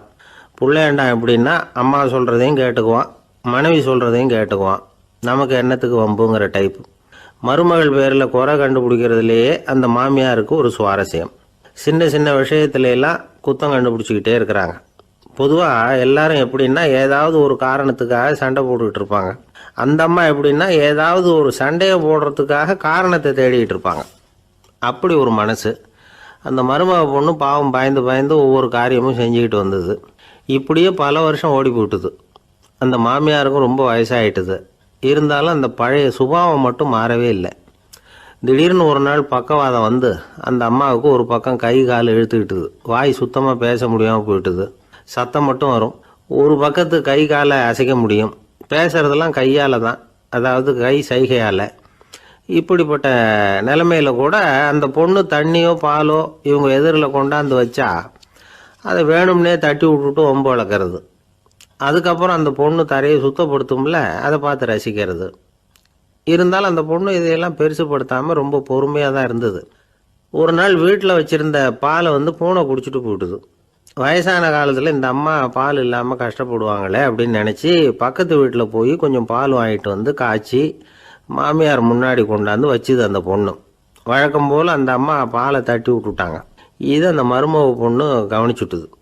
இவ்வளவு நாள் பொறுமையாக இருந்த இந்த மருமகளுக்கு இன்னைக்கு இதை பார்த்து தான் அசாத்திய கோபம் வந்துட்டுது. கதவுக்கு பக்கத்தில் சாத்தி வச்சிருந்த உலக்கையை எடுத்து மாமியார் தலையில் போட, அது குறி தவறி கழுத்தில் பட, அந்த அம்மா கழுத்தை பிடிச்சிக்கிட்டு ஊன்னு கத்த, இந்த பொண்ணு ஒன்றும் அலட்டிக்காமல் உலக்கையை எடுத்து மறுபடியும் கதவு பக்கம் சாத்தி வச்சுட்டு அது பாட்டுக்கு நடந்து போயிட்டுது. இருந்தாலும் மனசுக்குள்ளே லேசாக ஒரு பயம். கணவன் வீட்டுக்கு வந்ததும் என்ன விஷயம்னு கேட்டால் எப்படி சமாளிக்கிறது. அன்னைக்குன்னு பார்த்து ரொம்ப நேரம் கழித்து வீடு வந்து சேர்ந்தான் கணவன். உடனே அந்த அம்மா புகார் பண்ண ஆரம்பிச்சுட்டுது. பேச்சு தான் வராத, அதனால் ஒரு பக்கத்து கையால் சைகை காட்டுது. கதவுக்கு பக்கத்தில் இருந்த உலக்க பக்கமாக கையை நீட்டி காட்டி, அப்படியே அந்த கையை தன் கழுத்துக்கு பின்பக்கமாக சுற்றி காட்டி நாக்கை வெளியில் நீட்டி நடந்த விஷயத்தை புரிய வைக்கிறதுக்கு முயற்சி பண்ணுது. இவனுக்கு ஒன்றும் புரியல, என்ன சொல்கிறாங்க அம்மா அப்படின்னு மனைவிகிட்ட கேட்குறான். அதுக்கு அந்த பொண்ணு ரொம்ப புத்திசாலித்தனமா, என்னங்க உங்கள் அம்மா சொல்கிறது உங்களுக்கு இன்னும் புரியலையா? அவங்க உங்களை பார்த்து என்ன சொல்கிறாங்கன்னா, ஏன்டா உலக்க மாதிரி நிற்கிற, சாக போகிற எனக்கு சங்கிலி எதுக்கு, என் கழுத்தில் கிடக்கிற இந்த சங்கிலியை கழட்டி என் மருமக கழுத்தில் போடுறா அப்படின்னு சொல்கிறாங்க அப்படின்னு தான். ஓ அப்படியா விஷயம்னு சொல்லி அம்மா கழுத்தில் இருந்த சங்கிலியை எடுத்து மனைவி கழுத்தில் போட்டுட்டு, அம்மா உன் விருப்பப்படியே போட்டாச்சு, இனிமேலாவது நிம்மதியாக படுத்து தூங்கு அப்படின்னு சொல்லிவிட்டு உள்ளே போயிட்டான். பார்த்தீங்களா கதையை? அதனால தான் மாமியார்கள் சைகை காட்டுறதுன்னா கூட இனிமேல் ஜாக்கிரதையாக இருக்கணும். 2 பேர் சுவாரஸ்யமாக பேசிகிட்டு இருக்கிறப்போ குறுக்க புகுந்து தொந்தரவு பண்ணுறதுக்குன்னே சில பேர் இருப்பாங்க. அது ரொம்ப இடைஞ்சலாக இருக்கும். இதே மாதிரி மின்காந்தம் கூட குறுக்க புகுந்து தொந்தரவு பண்ணும். கடைசியில் அது ஒரு பெரிய இடைஞ்சலில் கொண்டாந்து விட்டுரும். சில வீடுகளில் கேபிள் கனெக்ஷன் இல்லாமல் சில தனியார் டிவி காட்சிகள் தெரியும். அதுக்கு என்ன காரணம்னா இந்த மின்காந்த குறுக்கீடு தான் காரணம். இதைத்தான் சுருக்கமாக இஎம்ஐ அப்படின்னு சொல்கிறாங்க. அதாவது எலக்ட்ரோ மேக்னெட்டிக் இன்டர்ஃபியரன்ஸ். இது ஏற்படக்கூடிய இடங்கள் எது எதுன்னு எடுத்துக்கிட்டா அது ஒரு பெரிய பட்டியலாகவே போயிடும். இந்த இஎம்ஐ தொந்தரவு கேபிள் டிவியில் மட்டும்தான் இல்லை, ராக்கெட் ஏவுதளத்தில் உள்ள ரேடார்கள், அங்கே உள்ள சில சக்தி வாய்ந்த தொலைத்தொடர்பு சாதனங்கள், விமான தளங்களில் உள்ள ரேடார்கள், கப்பல் தளங்களில் பொருத்தப்பட்டிருக்கக்கூடிய சக்தி வாய்ந்த ஆண்டனாக்கள், இப்படி நிறைய சொல்லலாம். காவல் நிலையங்களில் பயன்படுத்தப்படுகிற வயர்லெஸ் தொடர்பு சாதனங்கள் கூட ஓரளவுக்கு இந்த மின்காந்த அலைகளை வெளியிடும். நம்ம வீட்டில் உட்காந்துக்கிட்டு ரேடியோ கேட்டுக்கிட்டு இருப்போம் அல்லது டிவி பார்த்துக்கிட்டு இருப்போம். அந்த சமயத்தில் பக்கத்து தெருவில் ஒரு மோட்டார் சைக்கிள் அல்லது காரு, குறிப்பாக பெட்ரோல் இன்ஜின், அது போகிறப்போ அதில் உள்ள மின்கலத்தில் அதாவது மேக்னெட்டோ பேட்டரியிலிருந்து வெளிப்படுகிற மின்காந்த அலை இங்கே டிவியிலையும் ரேடியோவிலையும் கரகரப்பு உண்டு பண்ணும். சரி, இது பெருசாக என்ன இடைஞ்சலை உண்டு பண்ணிட போகுது அப்படின்னு நாம் அலட்சியமாக நினைக்கலாம்.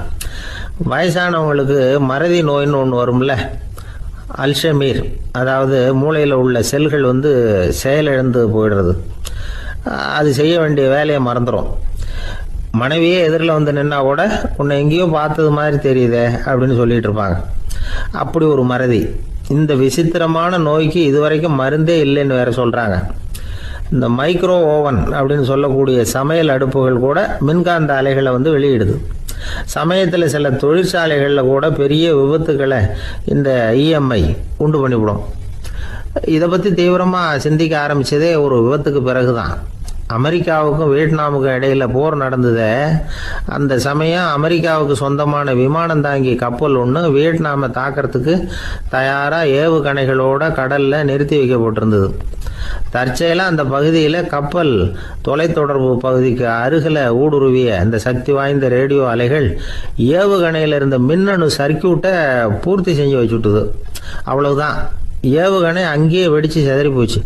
130 பேர் அந்த இடத்துலயே உடல் கருகி செத்து போட்டாங்க. ஏகப்பட்ட பொருள்கள் நாசம். இந்த விபத்துக்கான காரணம் என்னங்கிறத உடனடியாக யாராலையும் கண்டுபிடிக்க முடியல.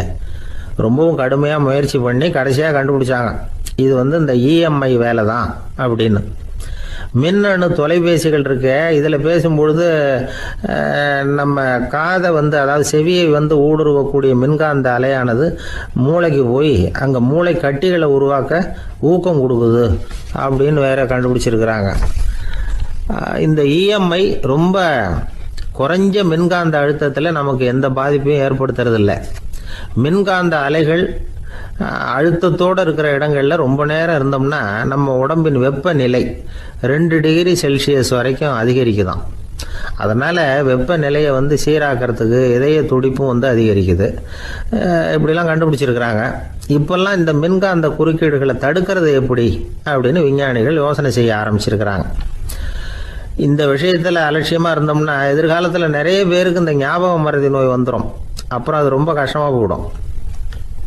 ஒரு குடும்ப தலைவர் தன் மனைவியை பார்த்து, யார் நீ, உன்னை எங்கேயோ பார்த்தது மாதிரி இருக்குதே அப்படின்னு சொல்லிக்கிட்டு இருந்தார். உடனடியாக அவரை போய் பார்த்தேன். வாங்க டாக்டர்கிட்ட போகலாம் அப்படின்னு. அவர் என்னை தனியாக அழைச்சிட்டு போய் காதோட காதாக மெதுவாக சொல்கிறார், இதை பாருப்பா, என் கையில் பணம் இல்லாத போகலாம் அப்படி மறதி நோய் வந்துட்டது மாதிரி நடிச்சுக்கிட்டு இருப்பேன், அவ்வளவுதான், அதை நீ கண்டுக்காத அப்படின்னார். ஒரு பெரிய பியானோ கலைஞர் வியன்னாவில் இருந்தார். ரொம்ப புகழ்பெற்ற இசை கலைஞர் அவர். இங்கிலாந்து மகாராணி விக்டோரியா அவருடைய சங்கீதத்தை கேட்கணும்னு ஆசைப்பட்டாங்க. அவரை அரண்மனைக்கு கூப்பிட்டாங்களாம். பியானோ வாசிக்க சொல்லி கேட்டாங்களாம். இவரும் ரொம்ப பிரமாதமாக வாய்ச்சி காட்டியிருக்கார். உடனே பாராட்டி பரிசுகள்லாம் கொடுத்து அனுப்புனாங்களாம். அந்த இசையை கேட்கறதுல அரசிக்கு ரொம்பவும் ஆர்வம் உண்டு.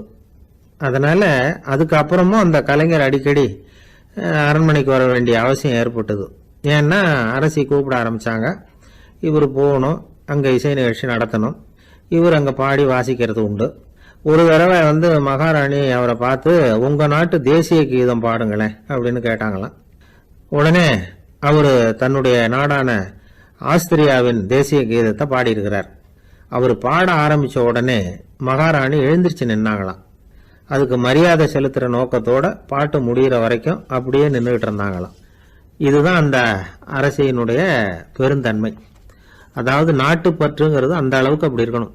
இப்படி ஒரு அரசியே நம்ம நாட்டு தேசிய கீதத்துக்கு எழுந்திருச்சு நின்று மரியாதை செலுத்துறாங்க அப்படிங்கிறத புரிஞ்சுக்கும் பொழுது அந்த முதிய கலைஞரின் மகிழ்ச்சிக்கு அளவே இல்லையாம். அதுக்கப்புறம் அந்த பியானோ கலைஞர் ஒரு நாள் தன்னுடைய நண்பர் ஒருத்தர்கிட்ட பேசிக்கிட்டு இருந்தாராம். அப்போ சொன்னாராம், மகாராணியார் எனக்கு எவ்வளவோ பரிசுகள்லாம் கொடுத்துருக்குறாங்க. ஒரு தடவை எனக்கு வைரக்கல் பதித்த அணி ஒன்றை கூட பரிசாக கொடுத்தாங்க. ஆனால் அதை விட உயர்ந்த விலை மதிக்க முடியாத அணி என்ன தெரியுமா? நான் என்னுடைய நாட்டு தேசிய கீதத்தை நான் பாடுறப்போ அவங்க எழுந்திருச்சு நின்று மரியாதை செலுத்தினாங்களே, அதுதான் எனக்கு கிடைச்ச மிகப்பெரிய பரிசு அப்படின்னாராம். எனக்கு தெரிஞ்ச சங்கீத வித்வான் ஒருத்தர் இருக்கார். சமீபத்தில் ஒரு நாள் அவரை பார்த்தேன். எப்படி போயிட்டு இருக்கு உங்கள் தொழில் அப்படின்னு கேட்டேன். ரொம்பவும் வித்தியாசமாக போயிட்டு இருக்குங்க அப்படின்னார். என்ன சொல்கிறீங்க அப்படின்னு. முன்னாடியெல்லாம் நான் பாடினா எதிரில் இருக்கிறவங்க தான் எழுந்திரிச்சு போயிட்டு இருந்தாங்க.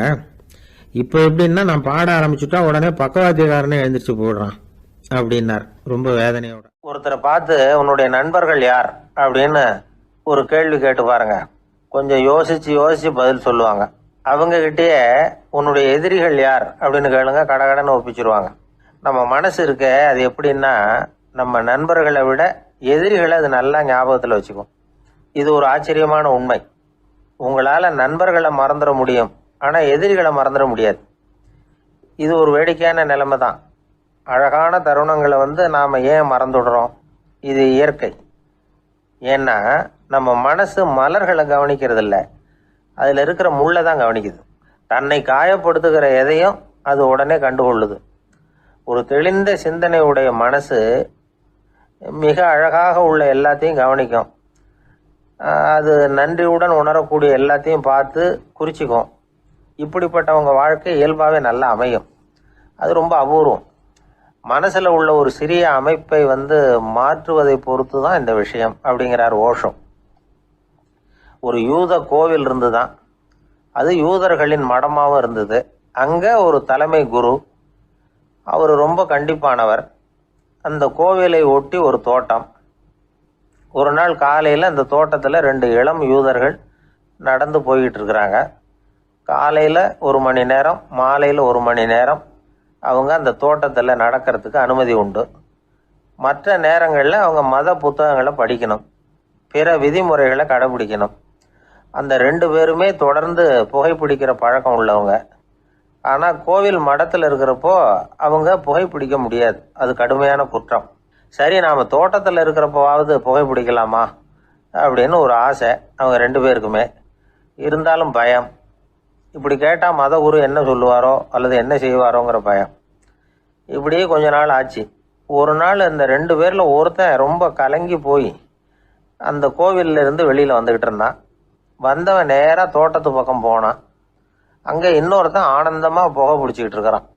அதை பார்த்து தான் இவனுக்கு அதிர்ச்சி. அட கடவுளே, என்ன இது, நீ கேட்காமலே ஆரம்பிச்சிட்டியா அப்படின்னா. இல்லை நான் கேட்டுட்டு தான் ஆரம்பிச்சிருக்கேன்னா அவன். அப்படியா, என்ன மனுஷன் இவர், நானும் தான் கேட்டேன், என்னை கண்ணாமுன்னான்னு திட்டிவிட்டார். இது என்ன கோவிலா இல்லை நரகமா? உனக்கு புகை பிடிக்கணும்னு ஆசையாக இருந்தால் நரகத்துக்கு போகணும்னு சொல்லிவிட்டார். அது சரி, உன்னை மட்டும் எப்படி அனுமதிச்சார் அப்படின்னு கேட்டான் இவன். அவன் சிரிச்சுக்கிட்டே, நீ எப்படி கேட்ட சொல்லு அப்படின்னா, நாம் இந்த தோட்டத்துக்கு வர அனுமதிக்கப்பட்டிருக்கிறதே ஜபத்துக்காகத்தானே, அதனால் நான் ஜபம் சொல்லும் பொழுது புகை பிடிக்கலாமா அப்படின்னு கேட்டேன். அதுக்கு தான் அவர் சத்தம் போட்டு என்னை அடிக்கவே வந்துட்டார் அப்படின்னா இவன். நீ ஒரு மாதிரியாக கேட்டிருக்க, நான் வேற மாதிரியாக கேட்டிருக்கிறேன். ஜெபம் சொல்லும்போது புகை பிடிக்கலாமான்னு நீ கேட்டிருக்க. ஐயா, புகை பிடிக்கும் பொழுது ஜெபிக்கலாமா அப்படின்னு நான் கேட்டேன். அதில் தப்பு ஒன்றும் இல்லை அப்படின்னு பதில் சொல்லிட்டார் அப்படின்னா. ஒரு சிறிய மாற்றம்தான் அது மிகப்பெரிய மாறுதலை ஏற்படுத்தி விட்டது. மனசு நல்ல விதமாக சிந்திக்க ஆரம்பிச்சுட்டுதுன்னா மகிழ்ச்சிக்கு பஞ்சம் இல்லை. ஒரு கஞ்சன் ஆற்றுல விழுந்துட்டான், வெள்ளத்தில் தத்தளிச்சுக்கிட்டு இருக்கிறான். கரையில் நின்ன ஒருத்தர், உன் கையை கொண்டா இப்படி பிடிச்சி இழுத்து கரையில் சேர்த்து விடுறேன்னார். எதையும் கொடுத்து பழக்கம் இல்லாத அவன் கையையும் கொடுக்க மாட்டேன்னுட்டான். இவர் பார்த்தார், உன் கையை கொடுன்னு சொல்கிறதுக்கு பதிலாக நான் என் கையை கொடுக்குறேன் பிடிச்சிக்கோ அப்படின்னார். அவன் கப்புன்னு பிடிச்சிக்கிட்டான், இழுத்து கரையில் போட்டார். ஒரு பூங்கா, அங்கே ஒருத்தர் நின்றுட்டு இருக்கிறார். நின்றுக்கிட்டே ஏதோ ஆழ்ந்த யோசனையில் இருக்கிறார். அந்த பக்கமாக இன்னொருத்தர் வந்தார். இவரை கவனிச்சார். என்ன யோசனைன்னு கேட்டார்.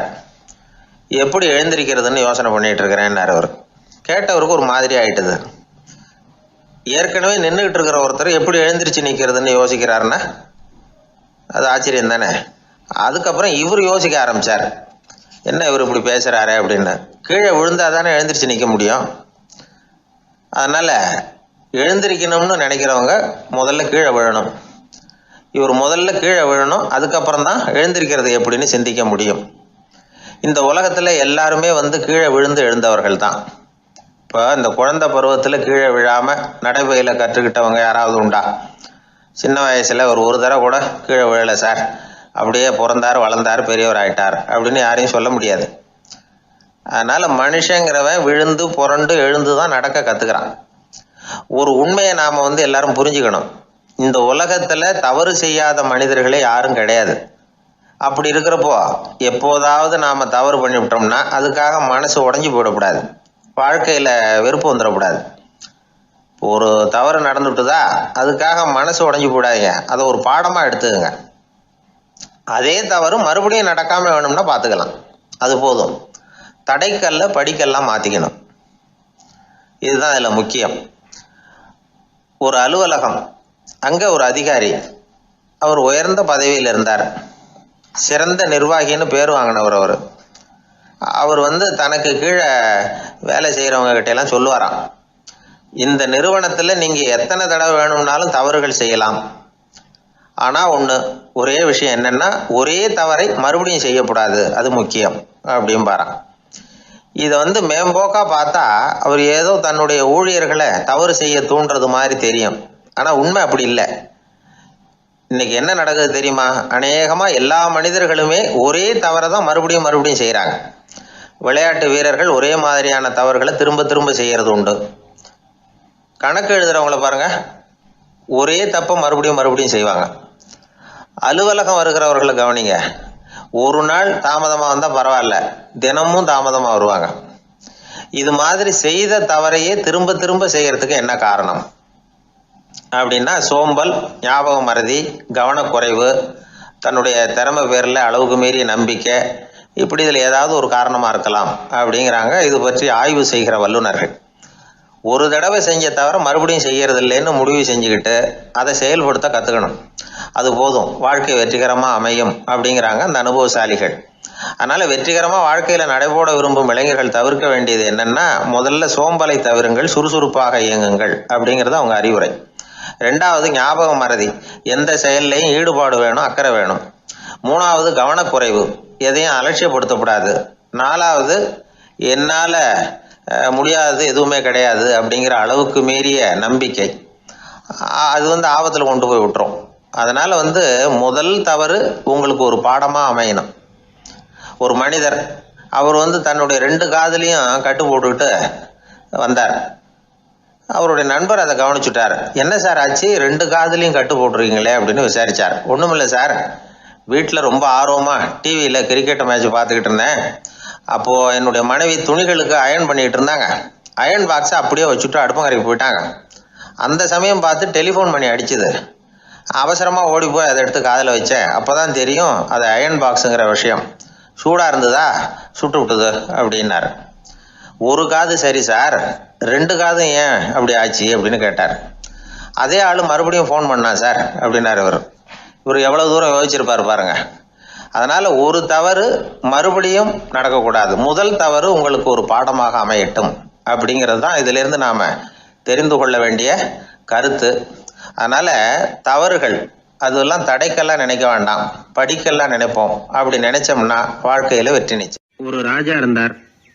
அவர் ஒரு பெரிய கோயில் கட்டினார். பல ஊர்கள்லேருந்து சிற்பிகள்லாம் கொண்டுகிட்டு வந்தார். அழகழகா சிற்பங்களை செய்ய சொன்னார். ஊர்ல உள்ள ஜனங்களும் கோயில் கட்டுறதுக்கு அவங்களால முடிஞ்ச உதவியை செஞ்சாங்க. ராத்திரி பகலா வேலை நடக்குது. கோயில் கொஞ்சம் கொஞ்சமா வசந்துகிட்டே வந்துட்டுது. அந்த ஊர்ல ஒரு வயசான அம்மா இருந்தாங்க, ரொம்ப ஏழை. அவங்களுக்கு மனசுக்குள்ள ஒரு உறுத்தல், இந்த ஊர்ல எல்லாரும் இந்த கோவில் கட்டுறதுக்கு அவங்களால முடிஞ்ச உதவியை பண்ணிட்டு இருக்கிறாங்க, நம்மளால ஒன்றும் பண்ண முடியலையே அப்படின்னு நினைச்சு கவலைப்பட்டாங்க. அவங்களுக்கு மனசு கேட்கல, ஏதாவது செய்யணும் நம்மளால முடிஞ்சது அப்படின்னு யோசனை பண்ணாங்க. நல்ல வெயில் நேரத்துல சிற்பிகள்லாம் ரொம்ப சிரமப்பட்டு சிலை வடிச்சுக்கிட்டு இருக்கிறாங்கல்ல, அவங்களுக்கு அந்த நேரம் தாகம் எடுக்குமே. அதனால சிரமப்பட்டு ஒரு குடத்துல தண்ணியை எடுத்துக்கிட்டு அதை இடுப்புல வச்சுக்கிட்டு மெதுவா கொண்டுகிட்டு அங்க போறது அப்படின்னு முடிவு பண்ணிட்டு அந்த அம்மா போச்சு. அங்க போய் வேலை செய்யறவங்களுக்கு தாகம் எடுக்கிற போலாம் ஒரு கோவலையில தண்ணியை எடுத்து கொடுத்துக்கிட்டு இருக்கிறது. இப்படியே பண்ண ஆரம்பிச்சுட்டு அந்த அம்மா. ஏதோ அந்த அம்மாவால முடிஞ்ச ஒரு சின்ன உதவி அது. இப்படி கொஞ்சம் கொஞ்சமா வேலை நடந்தது. கோபுரம் வசந்தது, எல்லா வேலையும் முடிஞ்சது. இனிமே கடைசியா கற்ப கிரகத்தின் மேல விமானம் அமைக்க வேண்டியதுதான் பாக்கி. அந்த வேலையும் ஆரம்பமாச்சு. அந்த சிற்பிகள்லயே அனுபவசாலியான ஒருத்தர் இந்த அம்மாவை தேடிட்டு வந்தார். பாட்டி, உங்ககிட்ட இருக்கிற ஏதாவது ஒரு பொருளை கொடுங்க, அந்த விமானத்துல வைக்கலாம் அப்படின்னு நாங்க நினைக்கிறோம் அப்படின்னார். இந்த அம்மாவுக்கு ஒன்றும் புரியல. ஏதாவது இருந்தாவில கொடுக்கலாம், எதுவும் இல்லையே, என்ன பண்றது யோசனை பண்ணாங்க. இத பாருப்பா, என்கிட்ட என்ன இருக்கு, இந்த வாசப்படியில கிடக்குது, இந்த கல்லு தான் இருக்குது, வேணும்னா இத எடுத்துட்டு போங்க அப்படின்னாங்க. உடனே அந்த கல்லை பேத்து எடுத்துட்டு போயிட்டாங்க அவங்க. அங்க போய் பார்த்தா என்ன ஆச்சரியம், அந்த விமானத்து உச்சியில கலசங்களை அமைக்கிறதுக்கான பிரம்ம எந்திரத்தை மூடுற கருங்கல் ஒண்ணு தேவையா இருந்தது. இவங்க எடுத்துட்டு போன கல்லு அதுக்கு ரொம்ப பொருத்தமா அமைஞ்சு போச்சு.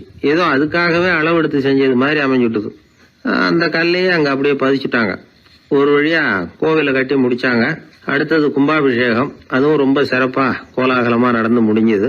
இவ்வளவையும் பார்த்த அந்த ராஜாவுக்கு மனசுக்குள்ள ரொம்ப பெருமையா இருந்தது. இவ்வளவு பெருசா இந்த கோவில் உருவாகிறதுக்கும் இவ்வளவு சிறப்பா இந்த விழா நடக்கிறதுக்கும் நாம தானே காரணம் அப்படின்னு மனசுக்குள்ள நினைச்சுக்கிட்டார். இப்படி நினைச்சுக்கிட்டே அன்னைக்கு ராத்திரி அரண்மனையில படுத்து தூங்கினார். உடனே ஒரு கனவு. ஆண்டவனே அந்த ராஜாவோட கனவுல வந்தார். ராஜா ஆண்டவனை வணங்கினார். இறைவா, உங்களுக்காக நான் கட்டி இருக்கிற கோவில் எப்படி இருக்குது, நல்லா இருக்குதா அப்படின்னு கேட்டார் ராஜா. அதுக்கு இறைவன் சொன்ன பதில் என்ன தெரியுமா, நீ கட்டின கோவில்ல அந்த கிழவியோட நிழல்ல நான் சுகமா இருக்கிறேன் அப்படின்னாராம். இப்படி சொல்லிவிட்டு கடவுள் மறைஞ்சுட்டார். கனவு கலைஞ்சுது. ராஜா விசாரிச்சார், யார் அந்த கிழவி அப்படின்னு.